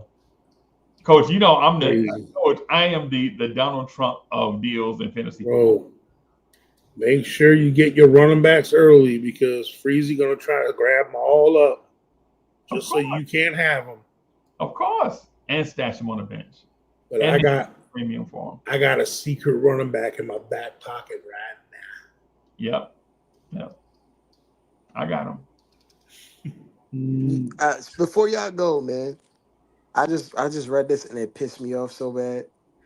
Nolan McLean said his favorite players growing up was Bryce Harper and Chase Utley. Yep, I saw it. I saw him say it out of his own mouth. What? I saw him say it out of his own mouth, bro. I almost fell off the bed, bro. Oh my God! I would have thrown up. Yep, I saw him say it, man. It hurt my heart. But whatever. We got 6 years of control, bro. Like, so You got him under shackles. yeah. So what you doing that 7th year, bro? It don't concern me. You know what I'm saying? But we got 6 years of control. So, but yeah, hey everybody. So we're gonna start the fantasy football league. If you're interested, let us know. I think. How do we have people contact us, bro? Let me see. You might All want to drop a post on the YouTube page, like an Mhm. update. Great idea. That's a great idea. I'm gonna do that. I'm gonna drop the thing on the YouTube page, and then that way, if you're interested in rocking with us. On that note, everybody, I gotta be on the phones at like 7:30. Awesome. Make the money, don't let the money make you. Yeah, I know. Hey, thank y'all for coming through and rocking. Yeah. I have Landry Shaman on the brain right now, everybody. I guess we'll holler at y'all tomorrow. Yeah, well, Landry Shaman is the Tyrone Taylor of the Knicks. Oh